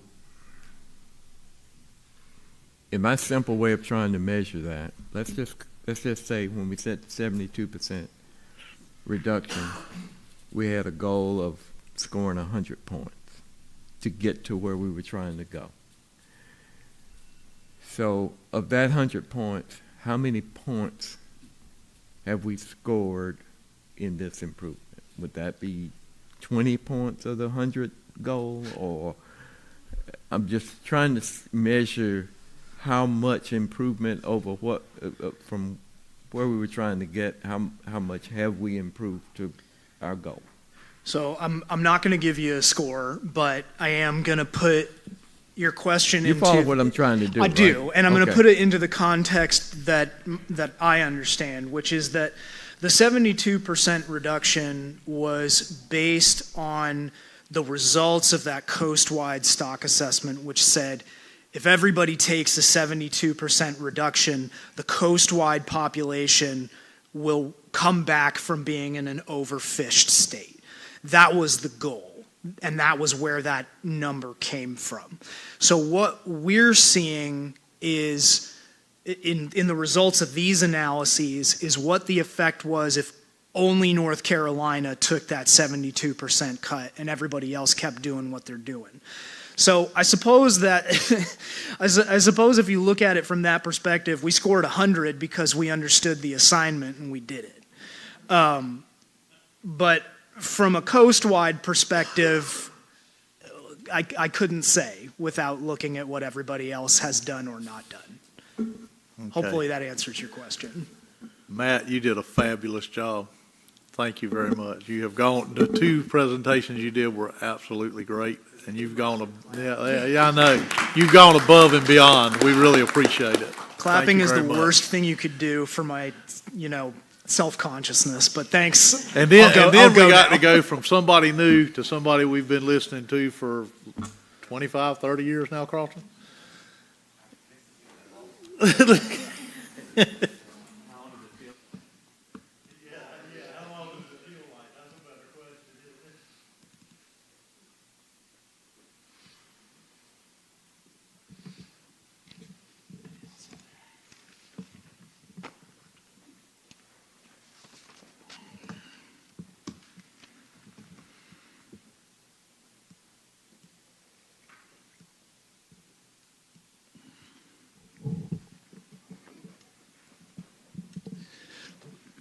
All right, so we'll talk a little bit about some striped bass now. So good afternoon. My name is Todd Mathis.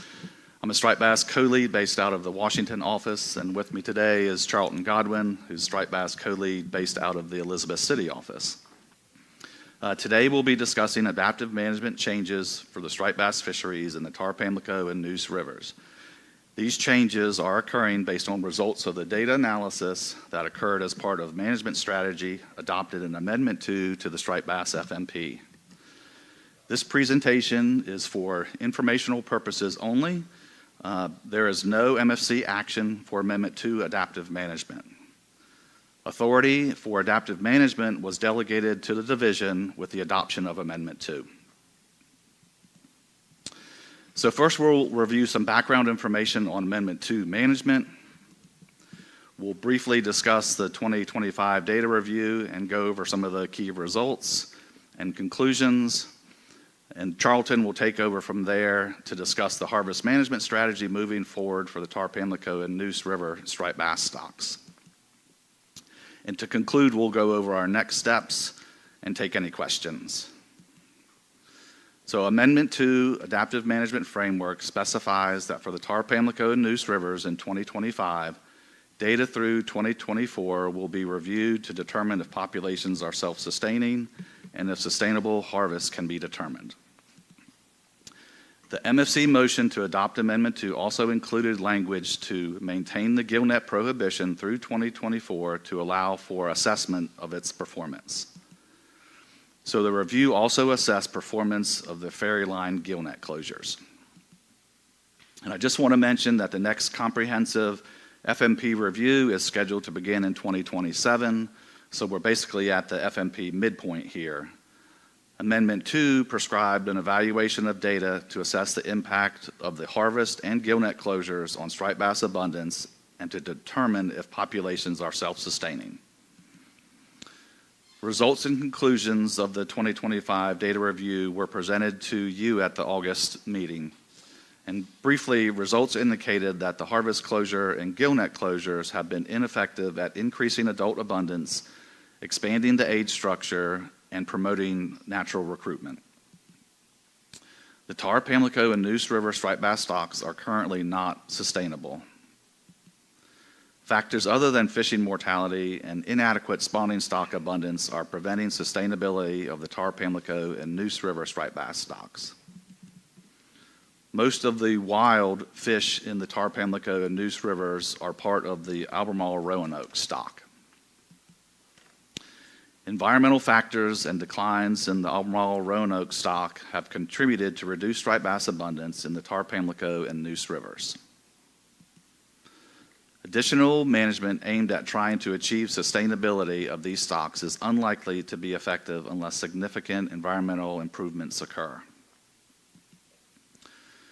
So the goal of Amendment 2 to the Estuarine Striped Bass FMP is to manage estuarine striped bass fisheries to achieve self-sustaining populations that provide sustainable harvest based on science-based decision-making processes.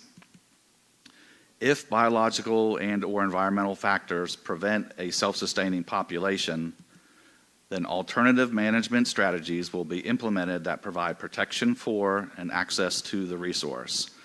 And I underline this portion because based on the results of the data analysis, this is where we're at and why we're here today. Since the data review indicates the tar pamlico and Neuse River stocks are currently not self-sustaining, consistent with Amendment 2 goal and adaptive management framework, DMF and WRC staff have developed a harvest management strategy allowing for protection for and access to the resource, meaning allowing limited harvest. Before the harvest closure, management in the tar pamlico and Neuse rivers included an October 1 through April 30 recreational season with a 2 fish per person per day possession limit and a 25,000-pound commercial quota, among other restrictions, and all measures were in place throughout the entire river system. However, as you recall, a significant number of striped bass residing in the lower tar pamlico and Neuse rivers during certain times of the year are actually from the AR stock. Given the Amendment 2 goal and considering the status of the AR stock, simply reverting back to previous striped bass harvest measures in the tar pamlico and Neuse rivers is not an option. Management measures are intended to concentrate harvest on stocked fish at a level where abundance of mature fish is maintained so that if there are favorable environmental conditions, natural reproduction could occur. Concentrating harvest on stocked fish is essential for limiting potential harvest of AR stock striped bass residing in the tar pamlico and Neuse rivers. The AR stock is overfished and overfishing is occurring. A commercial and recreational harvest moratorium is currently in place in the Albemarle Sound and Roanoke River management areas, and significant harvest of those fish could undermine rebuilding efforts. In the next section, Charlton will walk through the data we use to inform management measures that limit harvest opportunities to areas and seasons when AR fish are less abundant. So I'm going to turn it over to Charlton to discuss adaptive management and how we are moving forward with management strategies for these stocks.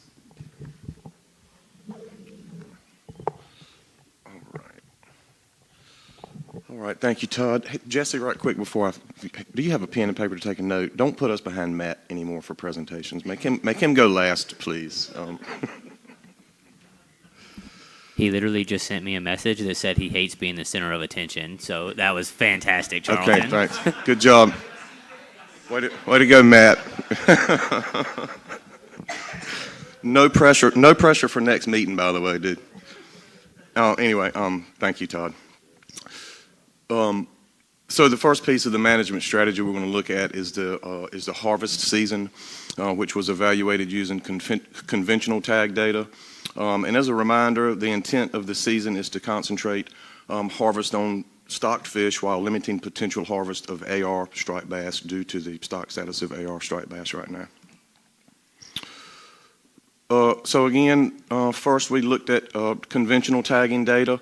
Most of our tag returns are from recreational anglers and commercial fishermen that catch tagged striped bass and then return those tags to the division and tag striped bass. Also, the division encounters doing our sampling. So to evaluate our conventional tagging data, we looked at tag returns from Albemarle Roanoke striped bass tagged on the spawning grounds in the Roanoke River at Weldon. And this information was used to determine when AR fish are less abundant in the tar pamlico and Neuse rivers. And just over here, this is just a picture of us tagging some pretty good sized striped bass on the spawning grounds up there in Weldon. And here's just another picture. We also tag phase 2 striped bass in the hatchery, so that's just a picture of those. So let's just briefly go over this map. The star up here, the red star in the corner, indicates the spawning grounds for the AR stock near Weldon on the Roanoke River. The purple dots all over the map are, of course, tag returns of striped bass. These are tag returns for all months of the year. You'll notice that while the majority of the tag returns are in the Roanoke River, Albemarle Sound, behind the northern Outer Banks, there are a lot of returns from the Pungo, tar pamlico, and Neuse rivers. Again, we've talked about how these striped bass migrate down the intercoastal waterway through the Alligator River into the Pungo River, and then around northern Pamlico Sound into the tar pam and Neuse rivers as well. So now here are the tag returns from just the month of April. So as you can see, there are no tag returns for April outside of the Roanoke River and Albemarle Sound as AR striped bass are migrating back to their spawning grounds during April. So limiting the harvest season to April should minimize the potential to harvest AR striped bass. So the harvest management strategy then is going to be a recreational and commercial harvest season in the Tar, Pamlico, and Neuse rivers from April 1st to April 30th. Again, AR striped bass are mostly absent from the rivers in April, limiting the season to this month. Concentrates harvest on the stocked fish, while again minimizing that potential harvest of AR fish. The next piece of the management strategy we'll look at is the harvest area, which was evaluated using conventional and acoustic tag data. So the intent of the harvest area is to allow harvest in areas of the Tar, Pamlico, and Neuse rivers and that system where stocked fish are present and AR fish are less present. So we're going to take a look at some of the acoustic data we use to inform the harvest area. Again, I just want to take a moment to show you a couple of pictures of the acoustic tags, just so everybody kind of understands the difference between these acoustic tags and the conventional tagging. The tag here, this is what these acoustic tags look like. We surgically implant them into the fish. We deploy these hydrophones all throughout the systems. These hydrophones are picking up the signal that this little tag is putting out, right? So anytime the fish swims by these, we get a tag return, basically. This just eliminates the uncertainty around some tag return data with conventional tags, because of anglers may not see the tag in the fish. Some anglers may not take the time to return it. So the tagging data, conventional tagging data, is really useful.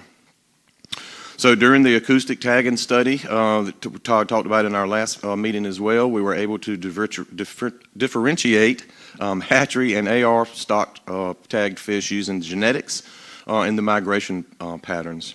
So most of the tagged fish were determined to be part of the Albemarle Roanoke stock because genetics indicated they were of wild origin, and then they returned each spring to the Albemarle Sound and the Roanoke River each April for their spawning run. Because these acoustically tagged fish give us data each time they swim by a receiver, we get a lot of information about when and where these fish are residing. So we can determine exactly when these AR fish are leaving the Tar, Pamlico, and Neuse rivers to head back to the Roanoke River to spawn. Again, over here, this is just a picture of some of the what some of the high flyers look like on these receivers. Y'all have probably seen them as you've been riding around in the rivers and sounds and stuff. So to determine the area that we could potentially open harvest to minimize harvest of AR fish, we did what we call a residency analysis. This is simply looking at each fish based on detections on the hydrophone receivers. We determined the amount of time in April that these fish were in certain areas of the system and would potentially be available to harvest during this harvest season. We did this evaluation based on several sets of lines already established in the rule or proclamation, and again, we have these receivers all up and down the rivers, right on up to pretty far up on the spawning grounds. Really, they're statewide now from Albemarle Sound to the Cape Fear. So. Just show you some of the lines here that we're looking at. This farthest line up top is the coastal joint inland boundary lines. The next established line down the rivers here are the small mesh attendance lines. In the Tar, Pamlico, that's kind of downriver of the Blunts Bay, Malls Point line. In the Neuse River, that's pretty much a mile and a half below the 17 bridge. The next line is the distance from shoreline. You hear us talk a lot about that is relative to striped bass management and gill nets. Tar, Pamlico River, Ragged Point to Gum Point, and in the Neuse River, that's Flanders Beach to below Goose Creek. And then finally, we have the tie-down line, which is at the mouths of the rivers here. So again, what we're looking at is just based on all of these receivers, how much of the time in April are these AR fish in these different areas. So the bullets here show you the amount of time that Albemarle Roanoke fish are in the various parts of the rivers and available to harvest during an April season. The residency time varies from as little as 12% up here to as much as 41% down here. So again, if we were to open harvest to all the way to this line here, 41% of the time and of those AR fish that we tagged would have been available to harvest versus all the way up here, only 12%. And again, that's really just, the more of the rivers you open, the more of the chance of harvest AR fish is. So we repeated the same residency time analysis of hatchery fish in April, which again is the amount of time the fish would be potentially available for harvest in April above a given line in the rivers. As you can see, the hatchery fish had a greater residency time compared to AR fish, ranging from 55% above that farthest line upriver to 100% for the farthest line down the river. Again, the more of the rivers you open, the greater the chance to harvest hatchery striped bass. So based on these analyses, the distance of shoreline, this distance from shoreline here, provides a good balance of reducing the chance of harvesting AR striped bass while making sure we have the opportunity to harvest hatchery striped bass. So harvest during April will be allowed upstream of the distance from shorelines. And this does include all the tributaries too, not just the main stem. The next piece of the management strategy we'll look at is the size limit. The current size limit in the Tar, Pamlico, and Neuse Rivers inland fishing waters, which the Wildlife Resources Commission manages, is a minimum size limit of 26 inches total length. This size limit is in rule and can be changed through the Wildlife Resources Commission temporary rulemaking process in less than a year. So the size limit in the Tar, Pam, and Neuse Rivers in the coastal fishing waters, which Marine Fisheries Commission sets, is the minimum size of 18 inches. So again, the division, Marine Fisheries Commission has given the DMF Director proclamation authority to change these size limits as necessary. So that can be changed pretty quickly. This is the rule that's causing us a little bit of issue. So in joint waters, the current rule is 18 to 22 inches, a harvest slot of 18 to 22 inches or greater than 27 inches total length. So standardizing the size limits in joint fishing waters requires amending the joint rules, which must be approved by the MFC and the WRC and go through the established permanent rulemaking process, which will take approximately 2 to 3 years. And again, that's just because that's in those set of joint rules that both commissions manage. So because it will take approximately 2 to 3 years to amend those joint rules, the current size limit for the joint fishing waters will be implemented in the inland and coastal jurisdictions of the Tar, Pamlico, and Neuse Rivers. This consistency of rule does have some benefits. All jurisdictions have the same rules. It's going to reduce angler confusion, ease of compliance and enforcement. Now, the allowance for a fish greater than 27 inches is not really ideal. We're trying to protect those older, larger females in the stock and focus harvest on younger fish.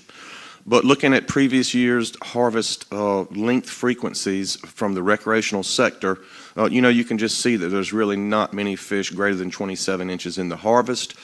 So we don't expect to see that a big change with this. So we don't think the conservation of larger fish would be jeopardized until we can maybe get all these rules to get a size limit changed in a few years maybe. So the next thing we'll look at is the possession limit. To set the daily possession limits, we looked at past harvest levels, keeping in mind the need to maintain abundance of mature striped bass in the Tar, Pamlico, and Neuse Rivers. Again, in case we have some good environmental conditions, we'll have enough fish on the landscape that are producing enough eggs where we might see some natural reproduction and provide protection for the AR stock. So we do not have a mathematical, stock assessment for the Tar, Pam, and Neuse Rivers that can actually derive a sustainable harvest quota, kind of like we do for the AR stock. We're using historical landings and just kind of setting those limits conservatively. Does need to be, again, just repeating this, it needs to be less than previous harvest limits, which we had in place in 2018 before the closure due to the current AR stock status, right? We've got a harvest moratorium in there, so we do want to limit the amount of AR fish that we harvest. So here's what the recreational and commercial harvest numbers look like prior to the closure. Recreational, this is the number landed. The weight is over here, but numbers is just it's kind of easier to kind of understand.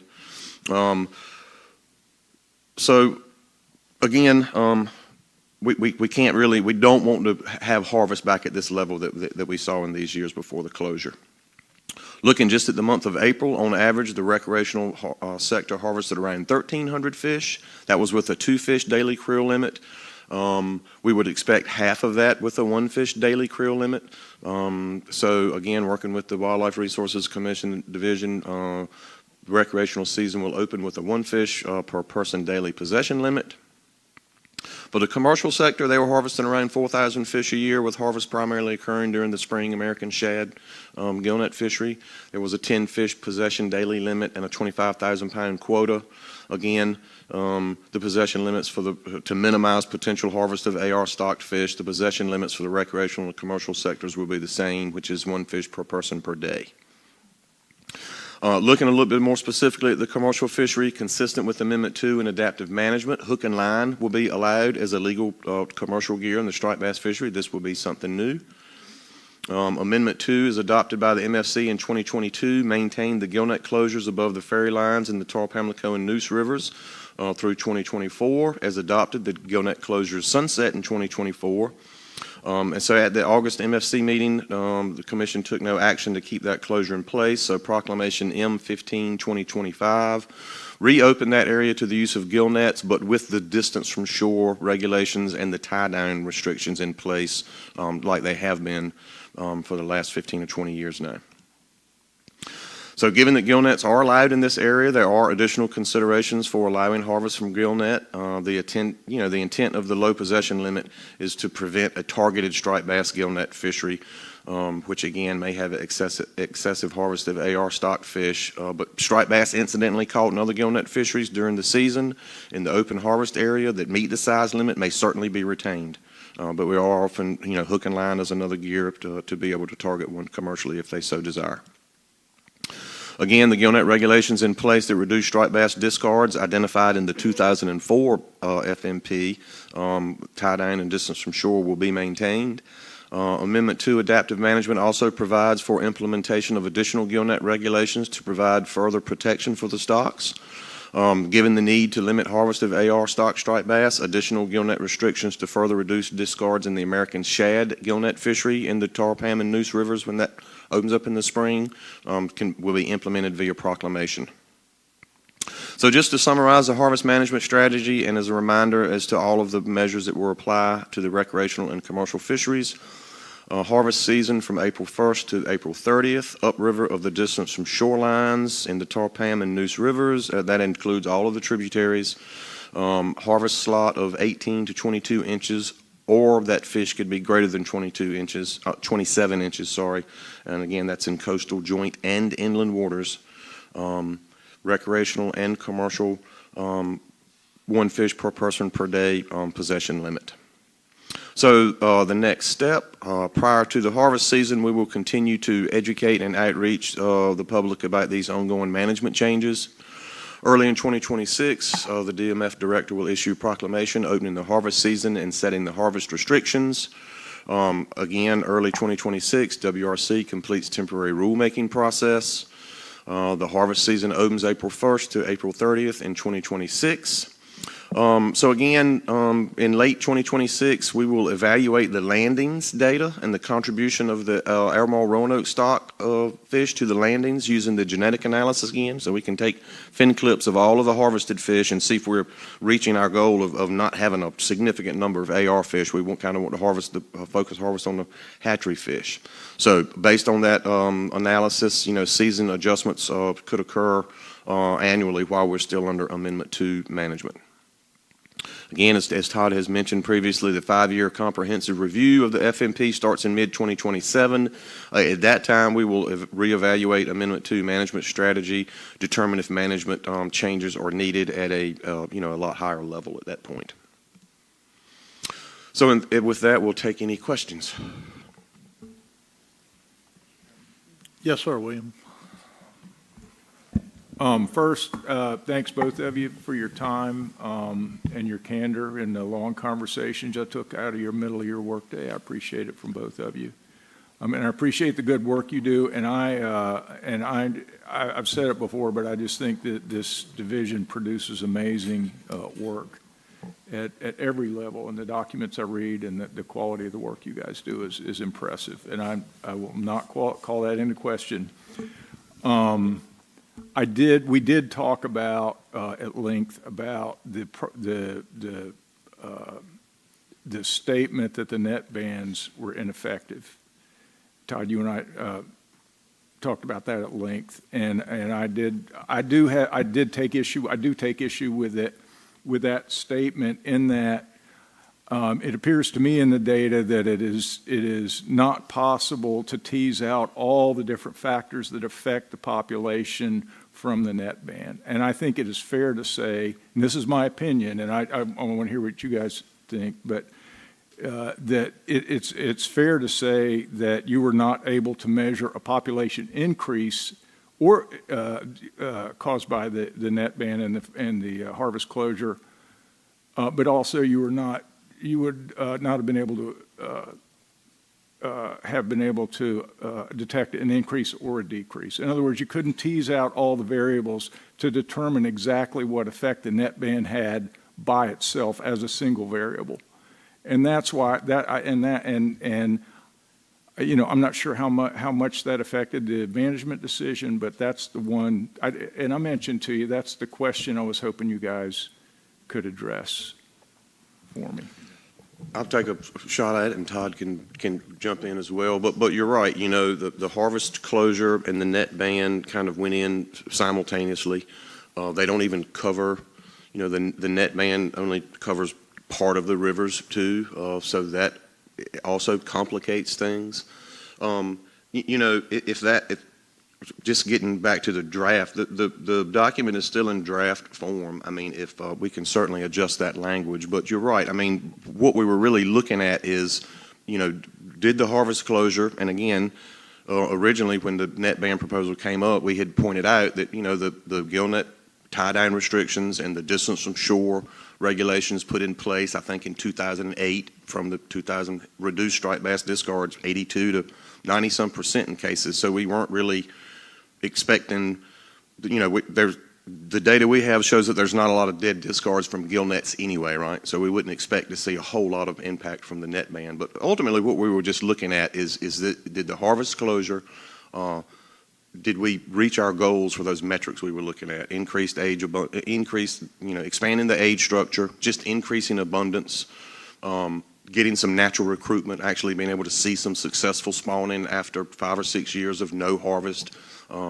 You know, and we didn't see any of those is ultimately so. But you're right, it is a lot, it's a little bit more difficult to actually to say that something did not increase, but then to say why it did not increase and list all of these variables that we did not see. That is a little bit more difficult to tease out the differences of two. But, you know, we had pretty specific metrics that we were looking at that we were going to gauge to determine whether the closure really, harvest closure and the gill net closure too, both of those together did you know, achieve what we had wanted to, and they did not. So. And I think, you know, I think you'd probably need a control population. You'd need to have two populations that are similar enough to use as a case and a control to see if and just isolate the net ban on one population to see if that were the variable that caused the population increase or decrease. But I agree that you can make the statement that there was not there wasn't a population increase. You didn't meet all those targets that you were looking for during the time that there was a net ban, and so I think we agree on that. And the other question I wanted to ask you about is the bycatch, and maybe it's because I didn't dig deep enough to find this, but how is the gill net, if we leaving the gill nets in place, how is the gill net bycatch likely to compare to the harvest? Very low harvest levels, obviously, 1 month, 1 fish per day. How is the bycatch likely to compare to the harvest? And are you going to compare those numbers going forward, keeping in mind the tie-down restrictions and the distance from shore restrictions that you have? Yes, sir. So we will still be monitoring bycatch. The creel survey has been ongoing in the central southern management area and will continue. So we will have any information about discards from the recreational sector. For the commercial sector, our observer program, now that they have gill nets in this area, we'll be getting gill net trips, and especially in the spring shad season as well, but not just then. Any small mesh anchored trips that are occurring now, the observers will be getting observer coverage in there, and we will have estimates of, observed bycatch discards from the gillnet fisheries from our observer program. And there is a model, we have been modeling and estimating when we have enough observer coverage trips, we can actually have developed a model to extrapolate that number and come up with an estimate of total dead discards for striped bass in those fisheries. But so we will still monitor. We'll continue to monitor bycatch, and if it's an issue, then we can adjust. We have proclamation authority to adjust regulations to reduce bycatch if it is excessive. Thank you. And what is the? I'm sorry. What is are the specifics of the bycatch? The observer program. Real quickly, that's a sampling program? Yeah, that's our gillnet observer program with our incidental take permit for sturgeon and turtles. Right. So this is when the observers go on board with the fishermen and or Marine Patrol or other division staff will observe them from beside in a separate boat. Now, we don't get the same type of discard level information from these, the alternate platform observer trips than we do the on-board, but yeah, we're still getting on-board trips where we can count, measure discards of any regulatory discards, red drum, striped bass, flounder, whatever. Okay. Thank you both. Yes, sir. Yes, sir, Tom. Thank you, Mr. Chair. When you look at the bycatch of striped bass in that system, where did it mostly occur? Is it mostly in the shad fishery? So yeah, if you look, so bycatch from the right. So we did some independent studies too, right? What fisheries catch striped bass? Yeah, I think probably the most of them is shad fishery for sure, and some in the small mesh, but the shad for most part for sure. The reason I bring up the shad fishery is, on my time on the commission, we looked at the economic value of that fishery in those rivers, and it's hundreds of dollars. Hundreds. It's some of these rivers that's like $900 in shad. So we need to be thinking, is it worthwhile having that particular net fishery for its impact? And so that's something I think that we're going to need to look at. Because, I could probably pull it up in my email account. I was shocked with how little value hickory and American shad are in those three river systems.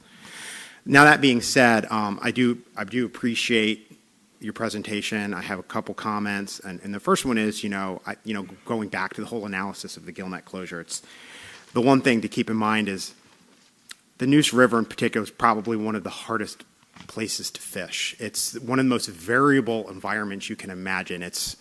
Sometimes it's all fresh and largemouth bass, and the next day it's salty and all saltwater fish. And the way the fish moving up and down in that river is remarkable. And as a fishing guide or as a commercial fisherman, sometimes that can be really, really hard. It just changes so much. It's an incredible thing. So now that being said, while I am very concerned about having harvest in this area or in any striped bass, given the dire straits of them up and down the East Coast, I am concerned about allowing the harvest of fish over 27 inches. I understand and appreciate y'all's rationale. I just hope that we can move forward to remove that bigger fish so we can protect those few spawners. I'm okay with it now, but we've got to be moving forward to change those joint rules. But thank you. Yep, I think both agencies, the Wildlife Commission, again, they work with us directly. We partner to work on these, and we are both in agreement that we would like to kind of to definitely work on changing that. Yes, sir, William. Thank you for your patience. I'm wondering when we might see the other finfish abundance data. You mentioned it in the last meeting. And I'm wondering, are we going to see those reports at some point? You definitely are. At the latest that you will see them, you may see them earlier, but the latest that you will see them will be when we put this, so the first issue paper, if you will, or the first half of this adaptive management part that Todd presented the first time. We're going to take that paper that y'all received, this issue paper for the harvest analysis. We're going to put all that together in an amendment to put on the web page. And within that is going to be, basically, it's just like the paper that I guess you got at your August briefing book that showed all of the man-kindle test and the randomization test from the Gillnet survey and the wildlife electrofishing survey. We just simply replaced the striped bass from our 915 survey with those other species, spotted sea tripe, mullet. Now, obviously, it's not going to be having the part. None of those fish are on the spawning up above the river, so it's just our 915. It's no other electrofishing survey, but that'll be in that when that gets posted. Late December, I guess, early January at some point in time. We're kind of looking at putting. So you may get it earlier. I don't know, but that'll be the latest that you get it. Absolutely. All right, thank you guys. Great presentation. Thank you all. All right. So with that, we've come down to issues from commissioners. Yes, sir. Go right ahead. I would like to ask the division if we could get a report at the next meeting on the viability of obtaining vertical permit authority, I assume from the Corps of Engineers, to plant vertical reefs in the Doras to give the Doras a head start on vertical growth. I understand it requires an additional permit. What I would hope will be at the next meeting, you'll tell us about the permit you've got, but short of that, I expect it's more realistic to ask if we could just get a report on that, what's involved with doing that, and the advisability and so forth. I'm looking at Zach. Thumbs up, thumbs down. Okay, thank you, He said Zach. he'll get a permit for sure? No, he said he could provide a report. Okay, looking forward to it. Thank you, Zach. Yeah.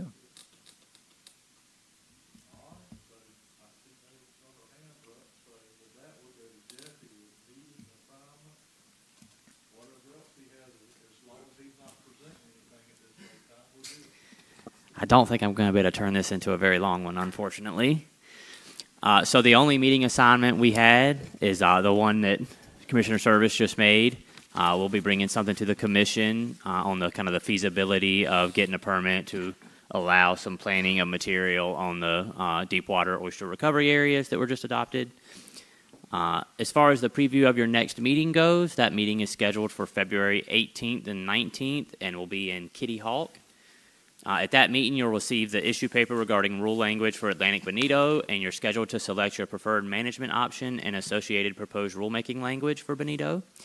And as Jeff and Dan stated in their F&P update presentation, our intention is to bring updates about all F&Ps either under review or with ongoing implementation items to each MFC meeting, so you will again hear information about the progress made in the Red Drum F&P, the Kingfish's F&P, and the Southern Flounder F&P, as well as potentially some other ones.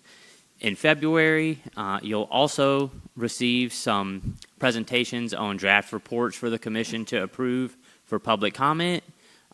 This will begin the second round of the statutorily required periodic review and readoption of existing rules. This will be a long-term process. It's just beginning in February. It's a ton of work for staff, particularly for the woman sitting behind me, our rulemaking coordinator, Catherine Bloom.